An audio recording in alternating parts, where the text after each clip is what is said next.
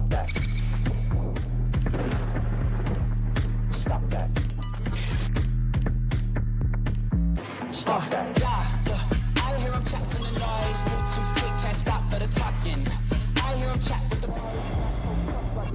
walking. Just too sharp with the prize. White girls let it tell me I'm awesome. Yeah, hot like fire on the pan. If you wanna touch my please use caution. Cold like 0 degrees. I'm out the cage, gotta let out the beast. Revolutionary, gotta let out the streets. Locked in a cage, I'ma let out the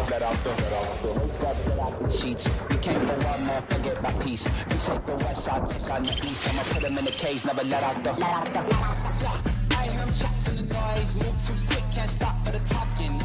I hear him chat with the prize. Not so tough, but mans keep walking. Yeah, just too sharp with the prize. White girls, let it tell me I'm awesome. Yeah, hot like fire on the pan. If you wanna touch my please use caution. Stop that. Stop that. Stop that.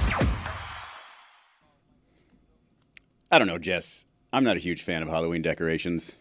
What? Samesies. It's so spooky in here. No, This was the best surprise to come into work this morning and see spooky little cobwebs everywhere. Appreciate the work. Pumpkins. I didn't mean to surprise you. You're clearly eating, so I take know, a I was second. in the middle of taking my banana bread. But we walked in. You and got her there's- mid-bite, Izzy. Yeah, I I'm mean, sorry. It's yeah. 9:02. I should have known better. There's this sort of hanging curtain of cobwebs with little candles hanging down. Clearly designed by short people. Clearly designed by short people. Roy almost burned his hair off this morning walking through there. What and I have this, left. What do you have left? And these cobwebs sort of all over the microphones, they kind of look cool, but to me, they get tired after like 30 seconds. Yeah, they get stuck on everything. Yeah. No, they don't. It's going to be fine. You'll survive. It's 2 weeks, and then Halloween's over. That's Yeah. the other thing. Yeah, It's but these too long. decorations get in the way. They do. Cobwebs just get in the way in general. They get do. stuck on your clothes. Watch this. I know. I mean, it's annoying. Don't let Willow walk through one of those. I mean, that's going to be a disaster. Roy just tried to prove that the cobweb sticks to him and It put didn't his work. arm on it, and it didn't work. didn't I work. really wish that was on camera because it's not sticking to you, Roy. It's just not. So No, it's Well, not. I, for one, Izzy, love what our production staff does, making everything themed throughout the year. We've got Valentine's Day, then we got 4th of July, You're right. and now we've got this, and then we got Exactly. that. Exactly. I love the production staff. Look at them pointing and cheering. yes, Thank they you so are much, guys. shorter We than love average. you guys. I would just And say we be can't be taller. mad at them for that. Be taller. Maybe I haven't get a little walked through that step area, stool. by the We way. mad at God for that. But no one is blasting the production staff. We're just saying that Halloween no. Halloween decorations in general are annoying. Sure, They I'm are. just Yeah. going out of my way to thank the production Okay. staff, not blast them. That's You're a good- blasting. You're not that's a blasting good them. job I'm just by going you, out and Tone. saying thank you, Carmen. Who's blasting who? Kristen, thank you out there. That's I'm a with great Tony. question, Chris. It's a different show. You and I should do that show. Get a But concussion on those candles. speaking of blasts, Shohei Otani. Oh, please. We came in here, and I'm not going to lie. I did not watch the end. I did not watch the last 3 innings of the baseball game of the NLCS last night, and I didn't know Shohei Otani hit a home run with a couple men on. That's But debatable. Stu- It's debatable whether or not it's a home run. For me, it was a foul ball. My personal record book, StugottzBook.com, by the way, buy it right now. In my personal record book, that was not a home run. I have watched the replay of that 1,000 times. I'm telling you, it was a foul ball. Foul. And as it relates to Otani, do me a favor. Do it in a big spot. I'm saying, do it with nobody on. All this guy does is produce when guys are on base. Do it when no one's on. No, he's right. And do it before the game is out of reach. How about that? Not a home run. Yeah, when the score is 0-0 and you're the only, there's nobody on base. That's a lot of pressure. That's when they need Do a it home with run. nobody Yes. on base, Thank Shohei. you, Izzy. Wow. Speaking of foul balls, he hit himself in the nuts with a swing. Came back right out. Really, that's what Yeah. that was. See, But you weren't watching the game. I Oh, knew it. no, I was. He started hitting himself in the hip. In the right? hip. And I was like, is that some sort of secret I'm a way usually to jump get on rid my of the- heels kind of guy. Yeah, That's usually yeah, what you gets it just for got to me. get motion going. But yeah, hitting himself in the hip was weird. Jeremy is he appears to be a little bit upset with me. I'm not certain. I'm what's not even going on. upset. Right. Just like I don't even know what to say in Right. response to that. Mind I'm blown. pretty sure this postseason, if I have the stats correct, he's 7 for 9 with runners in scoring position with 2 homers and 8 RBI. But he is 0 for 22 with no one on base. That's know- what I'm saying. Do it with no one on base. But- He's a one-trick pony, this guy. You Right. know how it's easy to get an RBI when dude's already standing on third. Do it with nobody on base, my dude.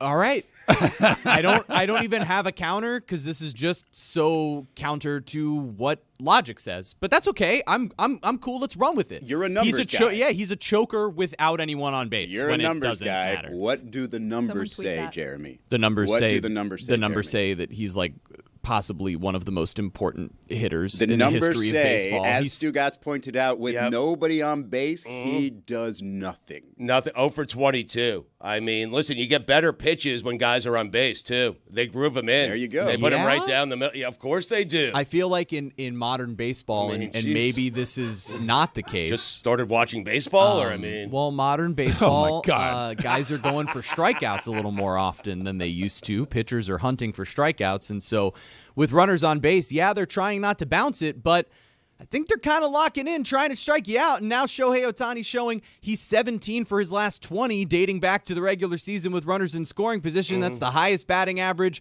over a 20-span at-bat in 50 years. Yeah. But, I mean, that's fine. We The- don't have to acknowledge it. the true test of a great hitter is what the hitter does when nobody's on base. Yes. Ask Tony Gwynn, ask Wade Anybody will Boggs, tell you that. Right. Everybody will tell you that. Think of Jeremy. Picture this, okay? Where does Otani bat in the order? Leadoff. Exactly. Yep. Who's on base when you bat leadoff? Nobody. Kike Hernandez right? batting ninth. Nobody, unless it's the 12th inning. Who's got it better than us? When you've got nobody on base and it is the first inning, what's a better feeling for your team than getting a run? Right. It is Shohei, funny. do it with nobody on base. When your team is up 1-0 in the NLCS, you feel like you've got this go. You're going to absolutely win this thing. You'll win the series. He hasn't done that yet. He's choking. Everyone has been talking about whether or not the Dodgers should move him down in the order so that way Mookie Betts and Freddie Freeman are on base for him to be able to do this. The flip side of the argument would be because he's batting leadoff and because these teams are so terrified of seeing him in that leadoff spot, guys like Tommy Edman, who's batting like 500 in this series against the Mets, and Kike Hernandez, who's been one of the greatest postseason performers ever for his whole career. Crazy. Which is unbelievable. And he gave Shohei an opportunity last night to get up with the bases And why empty. is he seeing pitches? Wait, what's Kike doing with nobody on? Oh, that's Let a me good go question. find out. It's the question. true measure of a great hitter. It's a good question, Chris. Oh my Yeah. God! This conversation has Earl Reaver rolling over in his grave. People think Stugotz is out of takes. This is top 10 of his career. Thank you. And it just came out, on a Thursday in October. Like, it's amazing Yes. that nobody really thought about that. A lot less pressure, a lot harder to score runs with nobody on base. Shohei, not doing it. Not the greatest ever. I mean, when you're up 4-5-0 late in the game, and it's clear the Mets don't have any offense going because this series has been ridiculously bad. I know it's 2-1. Mets have a must-win today, but the games have been blowouts. You know, all three of the games have been blowouts. So it's just interesting because, you know, the Dodgers, Otani, to do it late in the game with no pressure and everyone praising because it was a moonshot. It went to the upper deck. It was foul, by the way, but it went to the upper deck. No, that's not what we want from the game's best player. We want him to do it in big spots. He has yet to do it. I'm not saying he's not going to do it. He has yet to do it. That's To your all I'm saying. point, Stugotz, Kike Hernandez started the scoring in Game 5 with a solo home run for There the you Dodgers. go. So clearly, what I'm the talking about. more important player for the Dodgers is the guy who's only playing because Miguel Rojas is hurt. Kike this Yes. season with runners on, batting 206. With none on, batting 248. Way better. Yeah, You know who's very much like Shohei? Sabrina Ionescu. Oh, Do it God. when you're trailing. that was so good. It was a tie game. Come on, that's an easy bucket. No pressure. Tie game. You miss, you go to overtime. Really? You make your hero. Wow. I mean, I like where you're going, but I don't agree. Everybody's I mean- super impressed with Sabrina. It was a tie game. Zero pressure. Right, Jess? Wait. Are you done eating? No. Okay, then let's go to Jeremy again. Jeremy? Me? Sabrina Ionescu. Tie game. It was from the logo, Izzy. It was so far from the rim. Another it was a great reason, shot. another excuse, right? Oh, it was a deep shot. If she missed it, no big deal. It's the only shot she could get off because it's such a tough spot. Zero pressure. Not a big deal. Zero pressure. Bullshit. They're up 2-1 now. That was a road game. That's another thing. You're not down in the series. You're tied in the series. Yeah, but it's a five-game series. Everything I mean- about that shot screams tie. He wants her to do it again in a bigger spot. Yes. I just looked up Trailing. I just looked up Shohei's full season stats, and Yes. he's been better with nobody on. Yeah, this that's year. everyone's stats. Yeah, but postseason. Because when no one's on and there's nothing happening, there's not really a lot of pressure on you to do all that much. With runners in scoring position is where you tend to see guys slugging percentages and OPS go down. But with Shohei, every single moment he's come up with the opportunity to drive in runs, which is the goal in the postseason. Every time you come up, there's He's an been opportunity to spectacular. drive yourself in. There's an opportunity to drive in a run. No one's arguing he's been great all postseason, by the way. I'm not saying that. He's Right. hitting just over 200. He has not been great. Do it in been better than October. Aaron Judge. Do it later in Well, October. yeah. Those are the two takes. I And mean- the third one, do it with nobody on base. Take-tober. And Here- it's only October. Don't Here's forget that take. Here's a hitter, Tony Gwynn. For his career with the bases empty, batted .328. That's, I mean, I don't know what the. how do you this- argue with that? We can't have two Stugotzes hosting the show. I'm sorry. Why not? This is absurd. What do I'm you mean? rattled. What do you mean? It's just us too much. versus you, okay? At least when it comes to baseball, it's us versus you. If you guys have a counter for why Shohei Otani sucks with the bases empty and how he shouldn't be doing better with the bases empty, please offer it. I'm just really doing a deep dive into Shohei's stats this year. Man, he's bad with an 0-2 count. Yeah. Yeah, he's batting 106 with an 0-2 count this year. Yeah. Which is when you need him to be at his best. Jeremy, what are your thoughts there? With an 0-2 count, he's bad, Jeremy. perplexed. He's I'm bad more- with an I'm- 0-2 count. I am more is. perplexed today He's overrated. at this count. response to Shohei Otani doing what he's doing than I was when we downplayed that Pete Alonso home run, which, by the way, at the moment, I still forgot one of the about that. biggest homers in Mets history. I forgot about that. On the other side of it, with a 2-0 count, he's batting .583. Yeah, when it's easy. This is how stats work. Easier pitches. Yeah. I'm going to lose my mind. How many of those 2-0 counts did they have guys on base? Talk about easy. Yeah. That's pretty. They don't have that detailed. All right. So I'm really joking about the Sabrina Ionescu part because that was absolutely That's disappointing. a baller shot right there. Yeah, I mean, look, it's a little bit more difficult when you're down one. But at that spot, and she hadn't even had a great game. I think she scored most of her points in the second half, but hadn't had a great game. And then she just pulls up from the logo to win a WNBA Finals game. Like, if that happened in an NBA Finals game, we wouldn't have gotten to Shohei.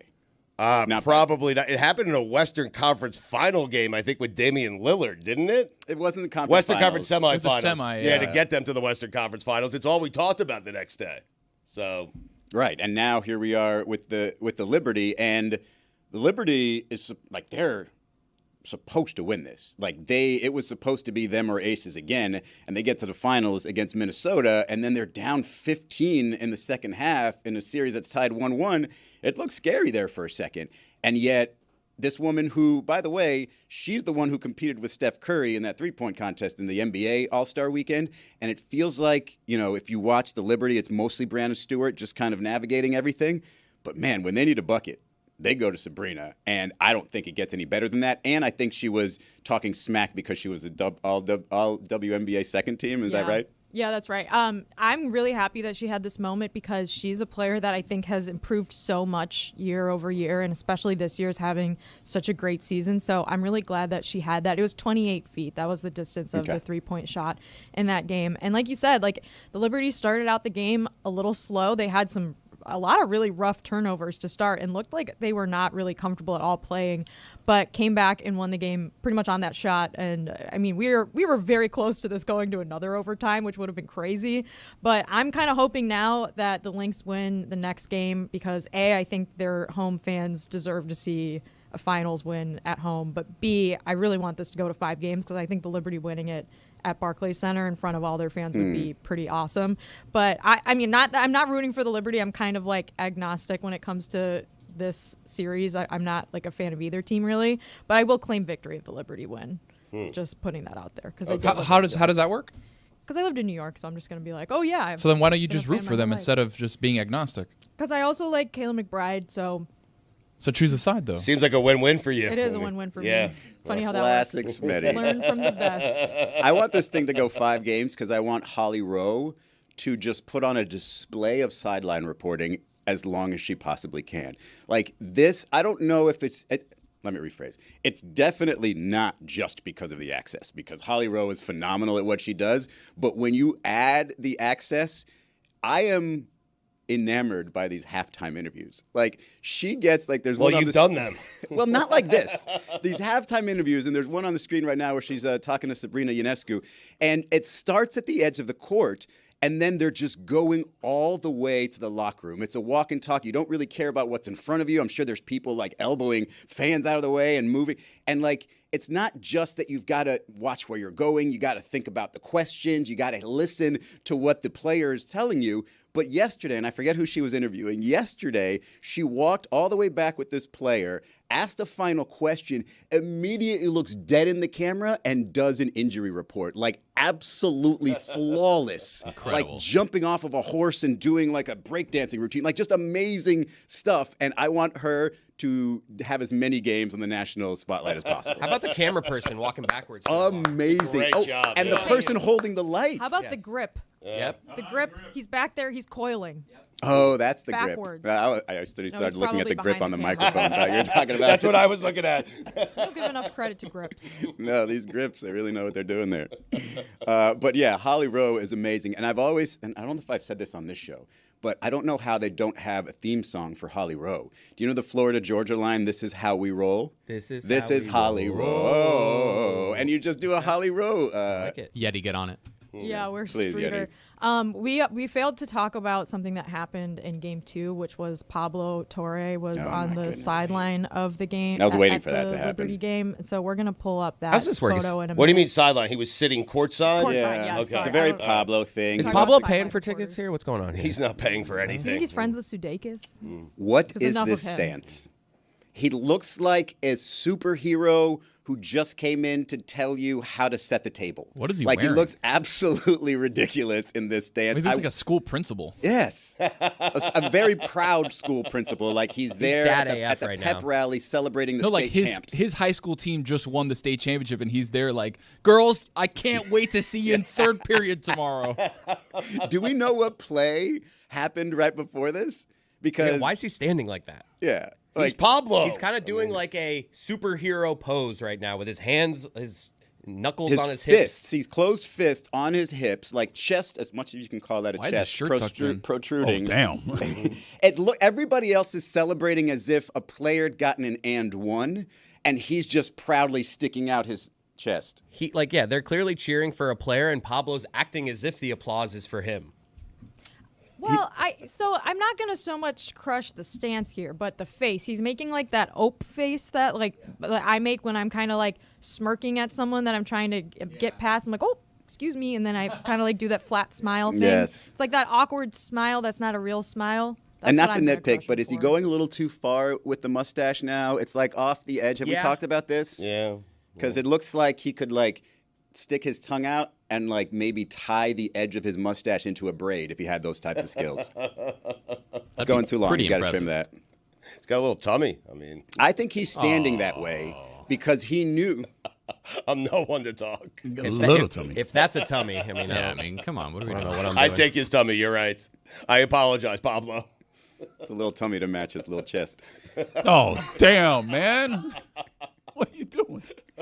He's standing like that because he knows somebody is going to take a picture of him and he's just bragging about his seats. That is him standing there course. saying, look at me, I'm at the front row of a WNBA finals game. Yes. But doing it while he's smiling for some reason. That is exactly what is happening there. Take it from someone who would do something like that. That is what Pablo Torre is doing. You think that's his cousin next to him invited him to the game? I have no idea. I do think that Pablo, had he not made it in sports media, probably would have been a principal, right? A school principal. He wouldn't have been a principal. He would have been a headmaster. Oh, a headmaster. You're right. At a headmaster, private wow. school. Yes. Right. He would talk down to the students, Yes. not to them. Exactly. Like he does to us.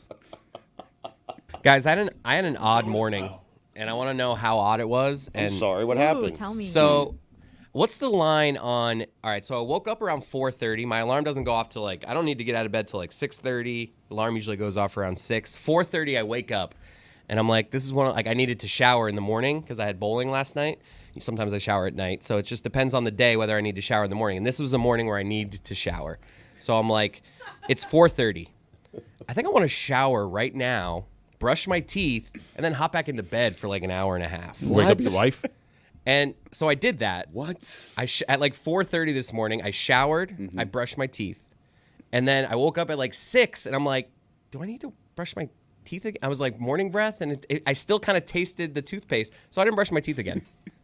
This is the oddity of your morning. This is what you've been sitting No, that driving. is an odd you were morning, driving though. to work this morning Oh, and being oh. like, man, I went home last night. I was a little sweaty from bowling, but not too sweaty. No, so no, I this is not decided the to odd just part. go to bed. The 4:30 shower is the odd part. And Like, then, so how do you decide? You said you still tasted a little bit of toothpaste. I woke up to pee at 4:30, and I'm like peeing, and I'm like, should I shower now or go back to sleep and shower at 6? Right.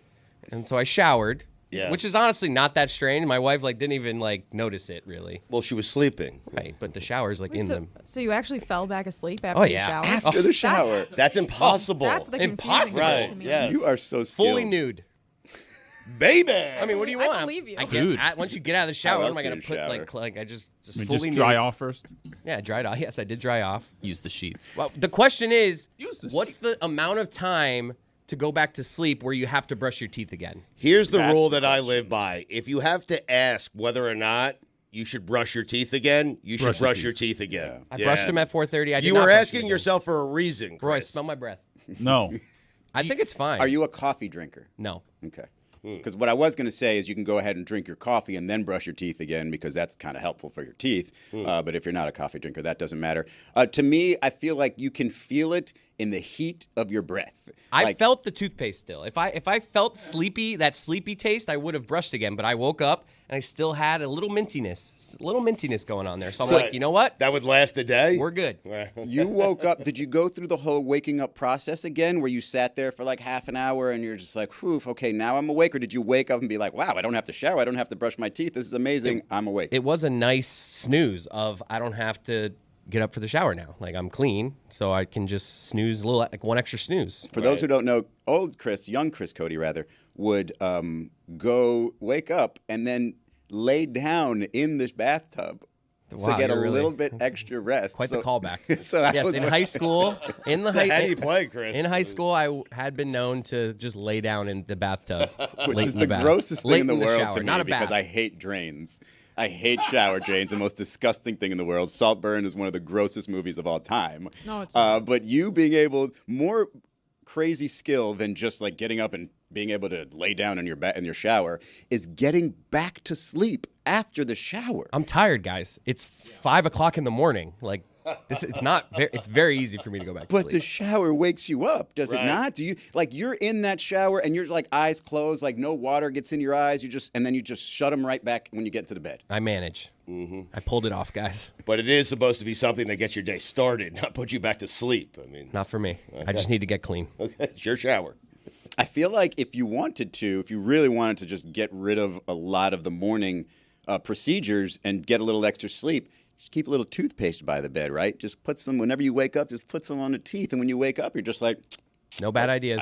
I still feel the toothpaste. Don't have to brush my teeth. Snooze for another 10 minutes. Well, thanks for nothing, because I haven't gotten an answer to my question on whether this is okay. You I guys- think you're good. everyone's You're just everyone's just kind of You're staring good. at me and not We're just saying waiting for whether- Jeremy to smell your Should breath. I have brushed my teeth again? Yes, I told Okay. you. I If don't you have think to it ask hurts. yourself, then you have to brush. But I mean, tasted the toothpaste. It's not a bad thing to brush your teeth again, but also this is essentially like, does everyone brush their teeth after taking a nap? Because No, that's essentially of course what you not. A little did. bit of mouthwash. So then for you're you. good. I think you're overthinking it. I think Listerine. it's fine. Thank But you. it also doesn't hurt to just do it. If you got a hot mouth, you got to brush your teeth. Health.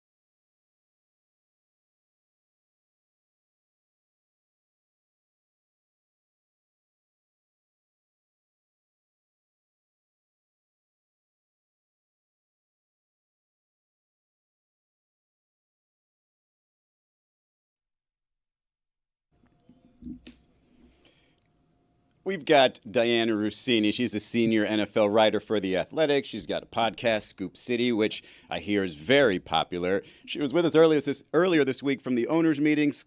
A lot of good information coming out of there. She's loaded with good information. But Dianna, I have to start you here because Chris ended the last segment, Chris Cody did, with a very difficult question that nobody had a really solid answer to. She's going to love this. So I'm going to have him set it up for you and see what you think here. Diane, I usually wake up around 6 a.m. to get out of bed 6:30. I had to shower this morning, had bowling last night. You know the routine. You got to just shower in the morning. So I wake up at 4:30. No, pause. Is that the routine, Dianna? You get a little sweaty at bowling, so you wait till the next morning to shower? I wasn't sure if he said bowling, but he said bowling, right? He did. First of all, I don't know how sweaty you're getting at bowling, Izzy. I wouldn't say I was sweating Right. at bowling. All right. Well, you use one of those little fans right over where collect the ball.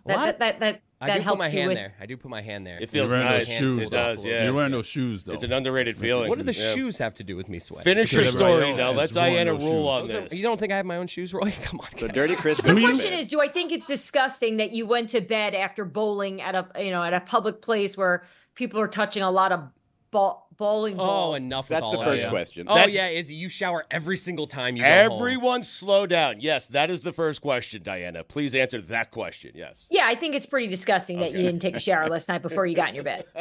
You guys are all just. Here's part 2 then. Now finish the story. Chris. Okay, so I wake up at 4:30, and I'm like, okay, I got to get up at 6, so I get up to pee, and I'm like, you know what? I'm just gonna get this out of the way. I'm gonna shower at 4:30. I'm gonna brush my teeth. And then I got done around 4:45, get back into bed. I got like an hour 15 to go back to sleep. So I wake up at like 6. The question is, do I have to brush my teeth again? I can still taste the toothpaste from an hour and 15 minutes ago. And you would say that rest that you got after the shower, did you get into a good deep REM sleep? Delightful sleep, I'd say. Yeah. A delightful, oh, then definitely. But I tasted your mouth the is toothpaste. just think about it. Your mouth is closed, probably. Well, it depends on how you sleep. No, I'm like, I told you about that. I told you all you got to do is tell your body not today and breathe through your nose, and then you do it. You did it for a while, and then you stopped. but I'm like Why? this. I guess I think of I just flew back from Atlanta, and it was only a 2-hour flight, That's a great call. if that. And the guy next to me was pleasant and nice, and I was talking to him when we took off, and he fell asleep. And he finished the conversation with me when we landed, and his breath stunk. And it was only a quick flight. And it wasn't a stink like an Italian hero or like a tuna sandwich. Right. It was that sleep breath. Everyone knows that sleep breath. Of course. Yes. Yes. That is such a great call, Diana. Now, most of the times it's on red eye, but there have been other times, man, I am sweating today. There's been other times. You should go shower right now. It's disgusting. You're gross. How do you even come here while you're sweating? You get off a plane, Diana, and you're walking toward the front if you don't sit in the front like Dan, and you just get whiffs of bad breath smell, and it's just like, yeah, this answers the question, I think, officially, Chris. You absolutely should have brushed your teeth. Yeah, it's the sleep breath. Just a little mouthwash, swish it around a little bit. So you didn't. You just got up, started your day. That's right. Yeah. And Roy smelled my breath. He said it's fine. I did not. So what were you doing then? Just Bet you sitting that here Mike stinks. looking at Otani stats. The last time we left you were at the owners You okay? meeting. No, I don't know what happened there. I'm laughing at Chris. It's amazing that you woke up. Really, the amazing part of all of this is that you took a shower at 4:30 and went back to bed. Yeah, that's amazing. That is because that is impossible. Okay. I did it. But I want to talk to Diana because the last time we left her, she was at the NFL owners meetings. Her real job got in the way, and she had to leave us. And so I am wondering how this Davante Adams trade came to fruition here. Yeah, I feel like the last few appearances have been a bit of a train wreck here. I was a little hesitant to hopping back on because you guys have now become the show that I am on when news is breaking. So I'm on. I don't want to deal with news today. Like I just need like a couple hours. Yeah. So please, no jokes, guys. Just like keep me alert. Right, I'm focused on the camera. I'm not gonna look at my phone. Okay. But just if it's serious, break in and don't mess with me because I'm just not in a good state. I was going to have Chris hit the sounder, but your face really looks like you're in a bad state. Like you would fall apart if you heard it again. Well, Izzy, you know what it was? I went back and watched when I was on with you guys because in the moment I remember thinking, oh, that felt really urgent. I just told them that the Davante Adams trade happened. I was able to give them some intel that Davante was in the building, and I was working in real time. But if you go back and look at that video, I look like I'm freaked out, like someone has a gun to my head. My eyes are bigger than a deer in the headlights. And it's just my self-awareness is so off because I didn't think I sounded or looked like that, but it was a horrible appearance. I felt so bad. I reached out to everyone on the show to apologize because it was so insane, but there was a lot going on. I was in the lobby of the hotel where all the owners were coming in. The Davante Adams story breaks. Woody Johnson's in there. It was very chaotic, and I did not carry it well. It was the face of a reporter, Dianna. If I were to ever imagine the face of a panicked reporter, it was that. You were just doing your job. But I didn't know I worked like that. That's why I'm upset about it. I thought I was like a duck and my legs were moving really quick, but I'm smooth. Guess what I'm not? I am not smooth. I'm just a tornado. I'm literally a Tasmanian devil. I got my batteries, my wires, my cell phone, but then just my face in general looks freaked out. So I'm going to work on that and just try to do a better job of faking it maybe. Because look, it's an adrenaline rush. And especially when you can't work because you're doing another job, which is this awesome show, I kept getting stressed that I was going to get beat on little nuggets that were happening in that moment with the Davante Adams trade. So now to your question, Stu, he's in New York. Everyone seems happy. Aaron Rodgers gets his guy. And Woody was not going to mess this up.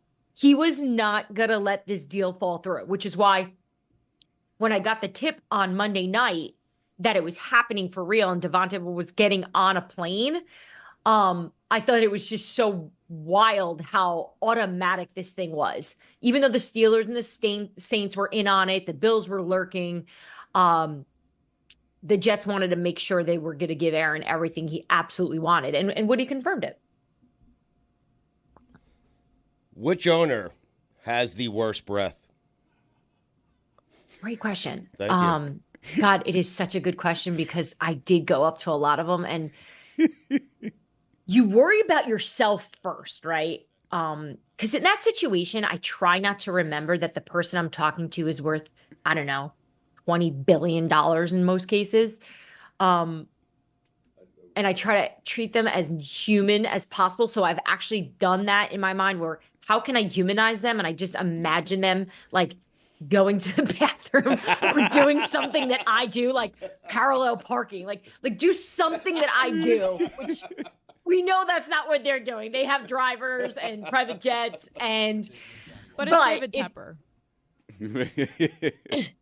So David Tepper did not, he was not there actually. He was not there. I was looking for him. I like talking to him. He's actually, I've enjoyed my interactions with David and Nicole Tepper there. Nicole Tepper especially is awesome. If the question was, who would you want to hang out with of the owners, it would be Nicole Tepper. No one even comes close. So I don't know. I mean, I talked to Jerry and Jerry just kind of smells like old man. Right. You know, like not in a bad way. Sure. Just like. There's no good way to smell like old man, Dianna. It's like what your grandpa smells like. Like it's just. Right. We know the smell. Like you're like, oh, I know that smell. Like, they had their you vitamins. wearing a diaper? They definitely had their medication. Like, like there was definitely that scent, but otherwise everything else about him is young in terms of how he carries himself. So I would look, I was an inch from Woody. I got stuck in Izzy, you know this, when you're in the scrum of reporters and the positioning of where you are is important, Very important. Not for the content, but just for your overall like comfort. Like I'm always the jerk that gets stuck like on one knee. Yep. You know, like holding it up. Just it's so uncomfortable. I'm a big sweater, Diana. I don't know if you can see me right now, but if I put my hands up in the you air, gotta it shower, looks like dude. I You see it. it looks like I've been playing basketball all day. Gross. I was always in a position where I was holding my arm up and you could see my sweat stain, or I'm just dripping sweat from my forehead because I'm like nervous that I'm in the middle of this pack.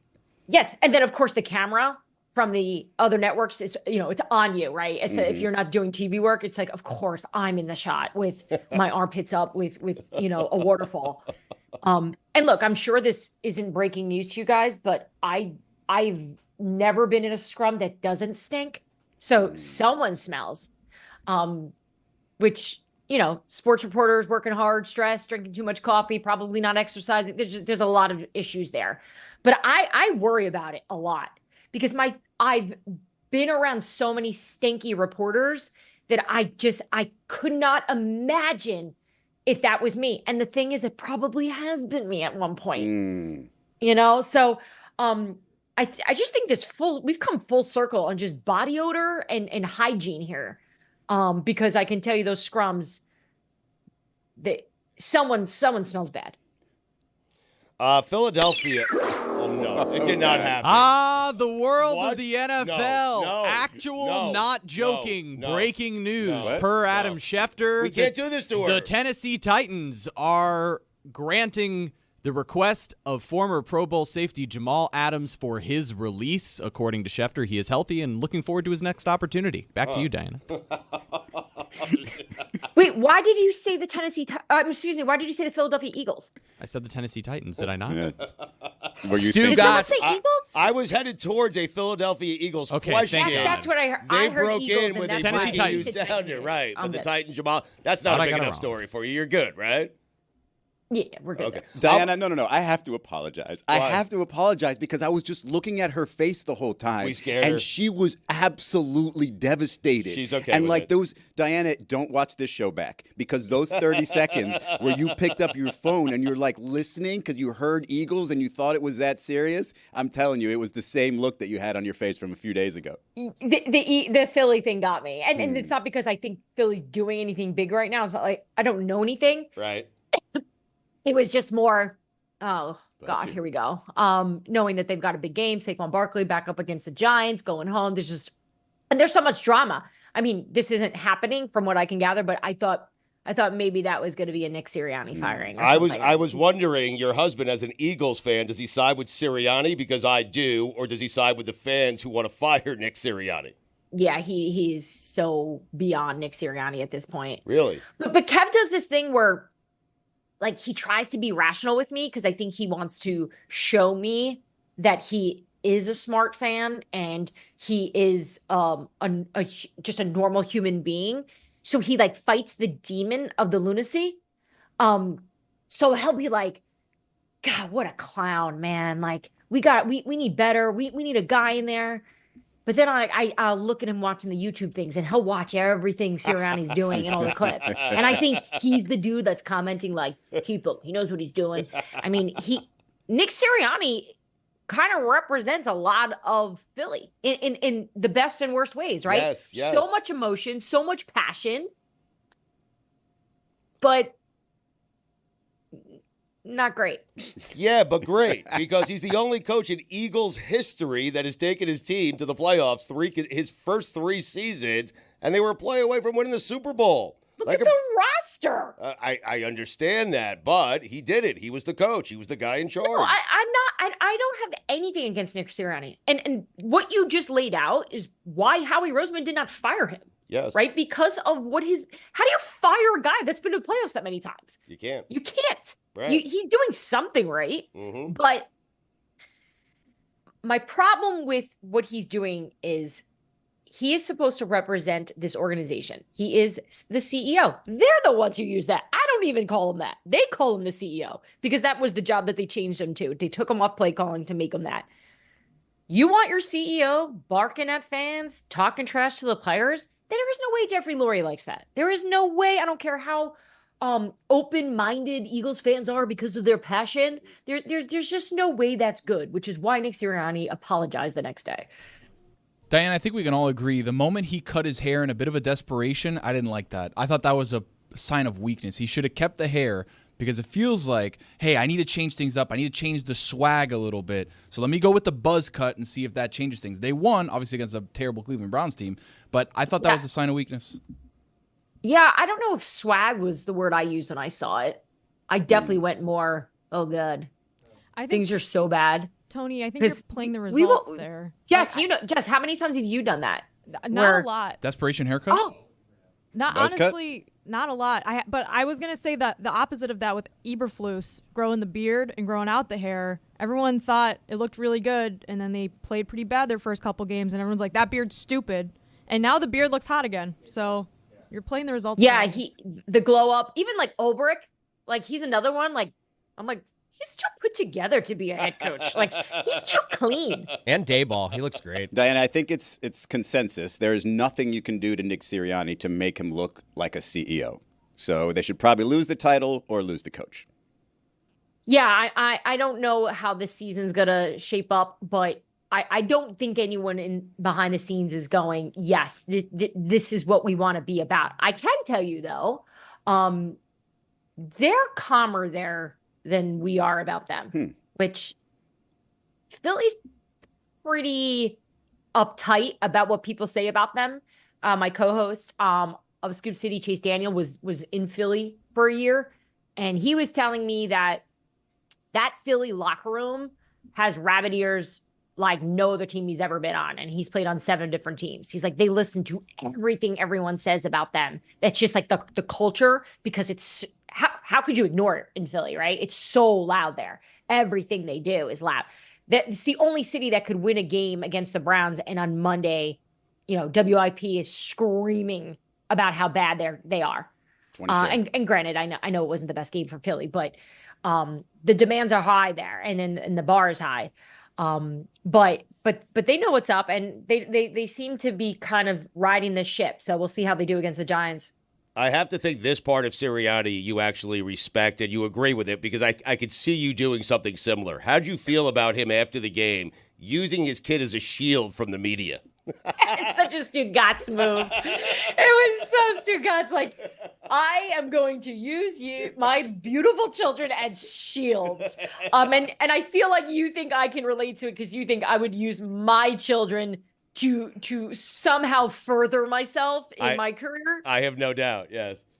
No, I probably should do a better job with that. I put my children in danger to get the job, as we know, which, by the way, for those that have followed the fire issues that I've had in my house with my son microwaving my wallet and Joey thinking it's his birthday every day, I almost sent in a video. It was Joey's actual birthday. Oh, my God. On Friday, and the kid just the whole time during the song. So all that practice that he's had blowing out candles in our house, I guess it's panned out. Happy birthday to Joey, Diana. Yeah, Tell him birthday, because Joey. every day is his birthday. She's a senior NFL writer for The Athletic. The podcast is Scoop City. I hope this ride down the lazy river was a little more calming than the last time you were on the show. I know you had the one little scare, but there's occasional falls on the lazy river, so... I credit you. I'm just glad you're here today. For some reason, when it's Dan and Stu, it doesn't work. So right, we'll see what happens on Tuesday. I'll see you guys next week. All right, Dan will be back. I'll try to kick him out. I need meds. That's what I need.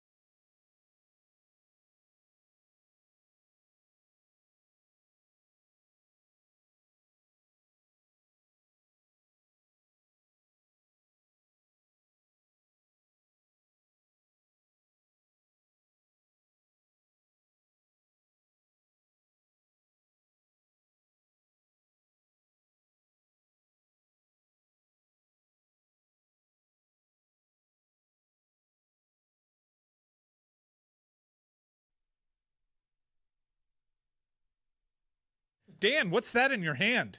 That was very natural, Mike, but I'm excited about this. It is a coloring book meant to celebrate our 20-year anniversary. We've always prided ourselves around here on having a different artistic look, and I like some of the pictures here. There is Roy and Mike as Riggs and Lethal. What is it? Thank you. Actually, we can't use them to sell this book, so don't say their names. Okay, I bleep that all out. I also have a meme here falling in American. Can't say that either. Greg Cody is wearing a... that you can say. Okay, thank you. Well, maybe. Is that the LSU one or no? Wait, what is he wearing? He's wearing that Zar... Can't say that. Can't Strike say that from the either. record. Okay. Bleep There that is too. Stugotz, his guy...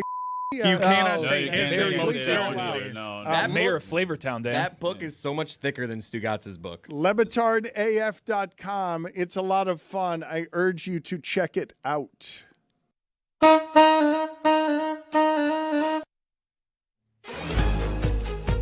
A little teaser. The Philly fake out. What happened there? That's right. It's time for Thursday Thunder. What day is it? And it's brought to you by What day DraftKings. is it? Yeah. Stay tuned because you're going to hear about DraftKings and all it has to offer throughout the show. DraftKings, the crown is yours. Thursday Thunder, of course. Tony, what do we got?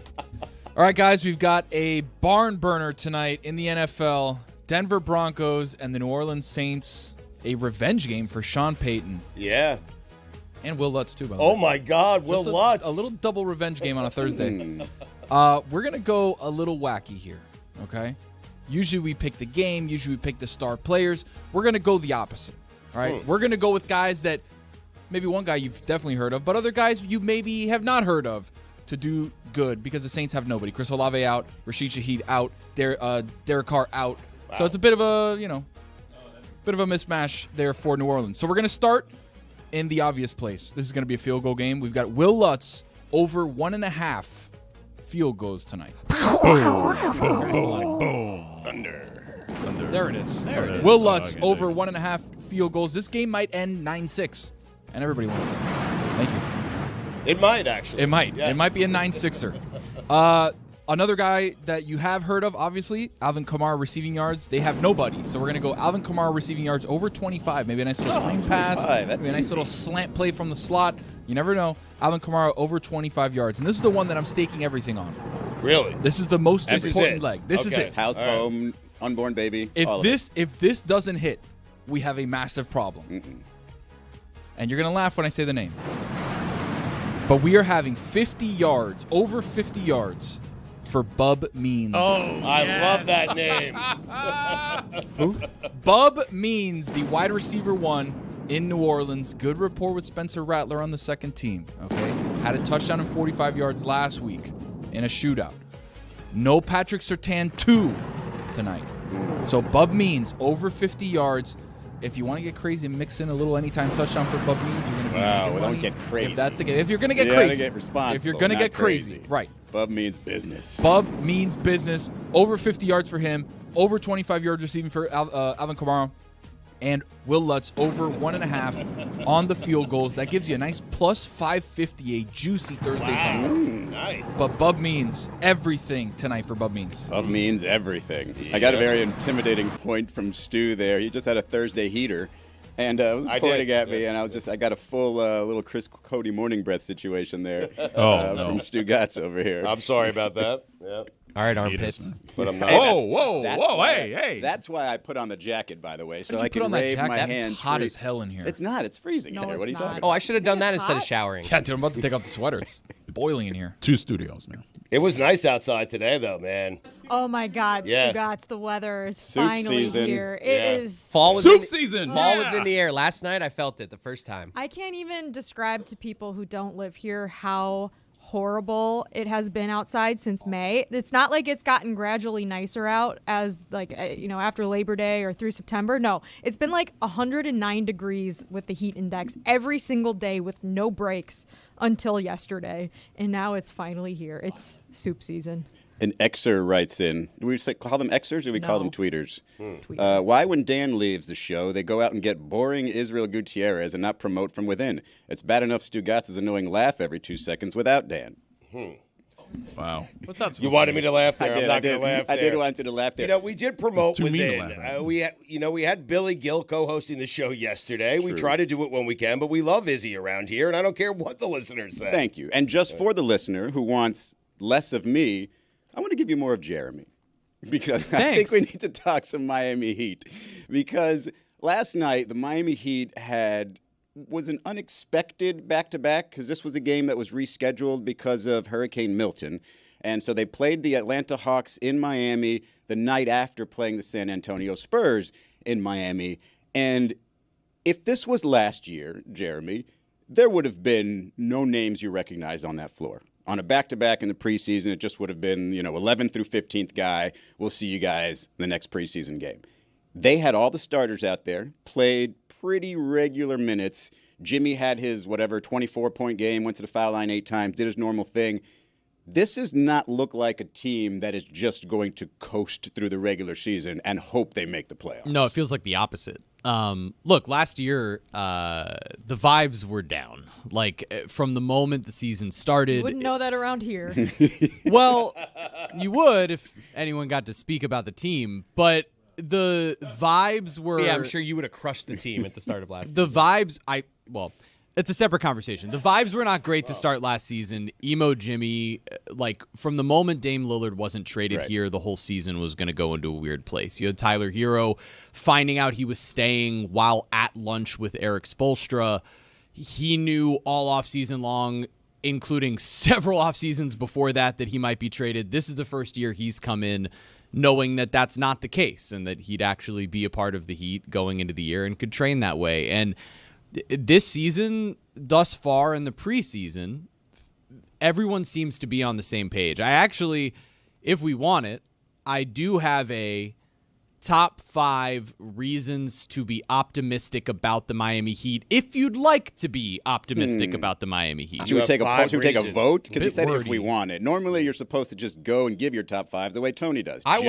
Just perform. I want the top 5. You want them? That's Yeah. okay. Because you want to be optimistic? I do want to be optimistic. First, I want to wonder what Tyler Hero orders at a lunch with Spo. Right. Do you think he's showing off with the order? He's like, let me get a kale salad with chicken. No, I think he's gotta put eating on weight. a ton of protein. Yeah. Like that guy's eating just 3 bowls of just chicken. Philly If he doesn't cheesesteak- order it, Spo is. Philly cheesesteak double meat, you think? Maybe? Apparently, Spo, and Chris knows this, Spo absolutely murders the, what is it, the treadmill that has that sort of, what's it called? The curve? The incline? It's the curved treadmill, right? So you sort of control it yourself based on your own Was pace. it Duncan? Yeah, it was Duncan that told us that, he absolutely murders that thing. It looks like he's going to fall off, it seems like, because he just goes so hard. He said the most impressive thing about Spo is his literal workout regimen. The most impressive thing about this Hall of Fame coach is his workout regimen. So I've got to see it. Bam Adebayo also said he's the office funny. That's how he described Spo, is that he has that type of sarcastic, dry sense of humor. Where you stare at the camera after. Right. That's what I told him. I was like, we need to get a documentary crew just on this season, not for Jimmy Butler, but for Spo, so that he can give those looks toward the camera. But yeah, I've got this top 5. So if you guys want to be optimistic, let's start here. Well, hold on a second. We want all 5 in one show? I mean, or do you want one at a time here? I could use one. I don't know if I need 5 reasons to be optimistic. Yes. All right, so let's go one by one. It's not here. generally- We'll take a vote Over the after next 5 every shows. single You want to one. hear them out first? Yeah, Okay. we'll give you the first one. We'll start. Well, do you have any OLIs? But that doesn't make me start. The slow burn. Yeah. Okay, Top slow 5. burn. Well, All right. yeah, just feeling out process. All here. right. We know it's going to get better, right? if So it's we worth know it. that already. So Right. don't give us the best one at first. But if it's a decent number 5, we'll allow you to keep going. All right. Number 5. The young guys. All right, So no, it's fun. wait, The Heat. wait, Hold wait, on. wait, Let me wait, explain. No, The Heat added a lottery pick in Khalil Ware, who I know Tony is high on. Hmm. Pella Larson, their second-round pick, is getting glowing reviews around the organization, including from Tyler Hero, Jaime Jaquez, Bam Adebayo. Everyone is shocked by how polished and ready to play Pella Larson already is. You've got Kashad Johnson as well. He was his teammate at Arizona. He's a high-flying guy, sort of the P.J. Tucker mold, and that's thanks to Bronny James. Because Bronny's on Kashad this Johnson, Kashad Johnson only ends up as an undrafted player because the Lakers selected Bronny James. He was one of the guys as the best available left at the end of the draft. He goes undrafted, ends up here in Miami, the perfect place for him. To me, those three young guys are potentially going to add to this team later down the line, but rarely do you have a team that's as deep as the Heat are and young guys waiting in the wings. All right, before we right. take a vote One a here. day. Yeah, before we take a vote here, I don't want. You made me give the worst one, and then I No, don't you want decided to the give jury. the worst one. I mean, I was out at the beginning. Go for the bottom. I just want to say that the young guys on this team have only been playing garbage time preseason minutes against fellow garbage time preseason minute types of players and have looked decent against them. But if they were really going to contribute, you would think the head coach would be playing them with the main guys, no? I believe that the reason that hasn't happened is because the Heat are trying to build chemistry with the rotation that they are going to have. The starting lineup has not played a game together in the regular season before. That doesn't help your case because the rotation that they're going to have is the rotation they're going to play with, and that's what's supposed to give us hope. The rotation that they're going to play with. I vote no more. Okay, that's fine. Tony, you want another one? Yeah, I want to know. Wow. I'm willing to hear him out. Thank you. I'm willing to hear him out on one more. Stugotz wants one more, Chris? Yeah. All right, fine. Roy? All right, I'll give him a chance. All right, that's the deciding vote. I don't even need to let Jess vote here. Just have Roy What is it, decide next time. 1919? It's 7 of us. It was already a vote of 4. Jimmy Butler seems locked in. Now, this is one that's interesting. I made the wrong because choice. Jimmy played 60 games last year. We all did. And we've now learned through the Starting Five documentary that Jimmy lost his father during one point last season, and the reason why that was a bad time for a laugh. That's something spoken in an ear. What was that? It was a separate behind-the-scenes conversation. There are many happening. conversations happening at once during this show. That's not a good one to laugh at. No, terrible. But Sorry.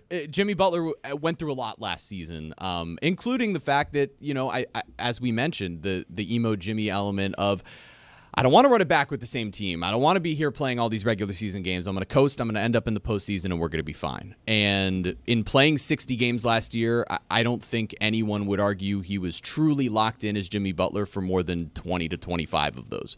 Now you have a guy who's in a potential contract season with the ability to opt out, who showed up to media day, albeit late, without any sort of haircuts or attitudes. He's done everything that the Heat have asked him to do thus far. He came in saying that he heard Pat Riley's challenge and wants to play in these regular season games. He's playing last night on the second night of back-to-backs. All right, I have to stop you. Homer! Jimmy Butler. Chris's face tells everything that we need to know. He's You guys regretting said you asking. wanna be he's optimistic. regretting asking for a second one. All right. This is when unbelievable. you That's say 4. Jimmy Wow. Butler's It's locked too in, much optimism. I mean, sorry.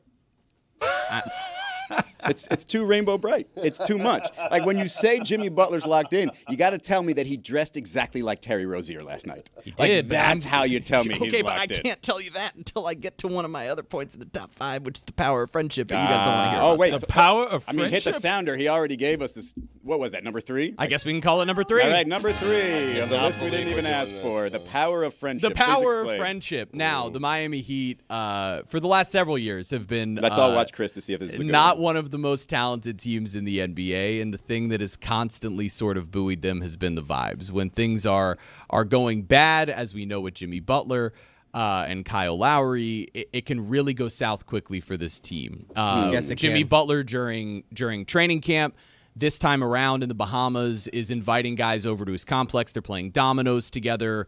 They're hanging out into the late hours of the night. Then they're going through training camp together. Thus far this season, he picked a fight with Chris Paul to defend Jovic. Then last night, he dressed entirely as Terry Rozier with the arm sleeves and the wristband, even Purple went back shoes. into the locker room after Terry had come out in the purple shoes to go back and get purple shoes of his own so that he could match entirely. These guys are messing around with each other. They're having a good time. Tyler has a steal in the first quarter, and he's literally smiling on the fast break as he goes down for a dunk. Again, the vibes feel a little bit different than they did going into last preseason, and that quote-unquote power friendship that the Knicks had last year that was the reason they made a run, according to so many of their fans. If you want to look at this team It's that type of Chris? environment around the team. Chris, what do we For think? the audio audience, Jeremy's rubbing his nipples through that entire thing. Yeah, it was disturbing, actually. Shot selection. Nope.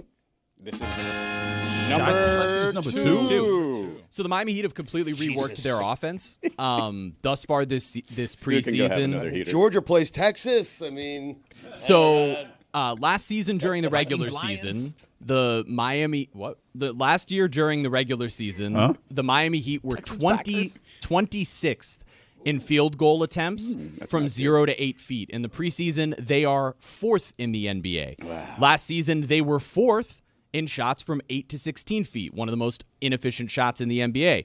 This year, they're 29th. So thus far, in the last 3 games that they've won, they scored 120 points. 116 of those came from threes, in the paint, or free throws. In each of the last 3 games, only 4 points have come anywhere outside of free throws, three-pointers, and in the paint. So this team is becoming one of those teams that's getting more efficient, easy shots. They're spacing, and that includes Bam Adebayo, who's shooting 40% from three-point range in Somehow this preseason. he's making me less excited about the Miami Heat. I was super excited last night. He's making me hate the Heat. I mean, and I'm actually glad we didn't go one every day. Let's just get this last one out of the way. Number 1. I think there's 2 more. They have 15 steals per game every game. Don't expand. We get it. That's number 1? Preseason steals is where we're going. I like it. Defense All right. is good, and it matters because nobody thought they were going to be We've able to broken defend with the Jeremy. starting I think lineup. we have. We Like, have, even I said, do you want to be optimistic? I can make you feel optimistic. I'm coming in with positivity. I've been so positive. Baseball's been great. Everything's been awesome. I've been so happy. And now the first time that I talk Heat, not only am I made miserable, but I know the audience is too. Yeah. You've driven me to madness. You're going to be even more upset because later in the show, it's either today or tomorrow, we'll have a segment of about 12 minutes of us at Heat Media Day. And when I say us, I mean not you. Yeah, Jeremy's not there, though. No. So. We had fun, though. We had a lot of fun. it was great. Alabama plays Tennessee. Massive game. What are their preseason stats? They don't have any. You know what we think? I think what we need is Jeremy's top 5 concerns about the Heat this season. But not today, though. Not today. No, definitely not. No one today. likes optimism. People Next week. like concerns. That's what I'm right. saying. Yeah. Well, especially on this show. Yeah. We just I mean, shit I on did it. feel good about them last night. I did feel good about their spurt ability. They were playing against an Atlanta Hawks team that had hit 15 threes You're falling through 3 for it. quarters. I mean- no, well, I was already sold on this team. I'm just trying to But fight then I off started Jeremy. talking, so we had to Yeah. get negative. I just had to fight off Jeremy because he's just kind of making me not want to like him as much. But the forcing turnovers is kind of crazy. So this is a team that's not going to worry that much about defense, even though they're going to play crazy hard. They're going to change their shot profile to be nothing but threes and layups, which is what the rest of the league has been doing anyway. And they have the 3-point shooters and the drivers to be able to do it. Yeah, I think they're going to be pretty good. I don't think I need a top 5 for that. Who on this show do you think has the best spurt ability? Don't answer that. No, I refuse. Tony? Yeah, I think it's me. Is that a follow-up or is that your answer? It's my answer. Definitive. Tony, can you save us? Do you have another top 5? Stu, I thought you would never ask. He actually thought you would never ask, so. So that Well, means Chris not definitely ready. thought he would We're never waiting, ask yeah, because we're he's not ready with the I sound on that. Who's not ready? I need to get the stink of Heat optimism off of me, please. Let's show him how to do a top 5, Tony.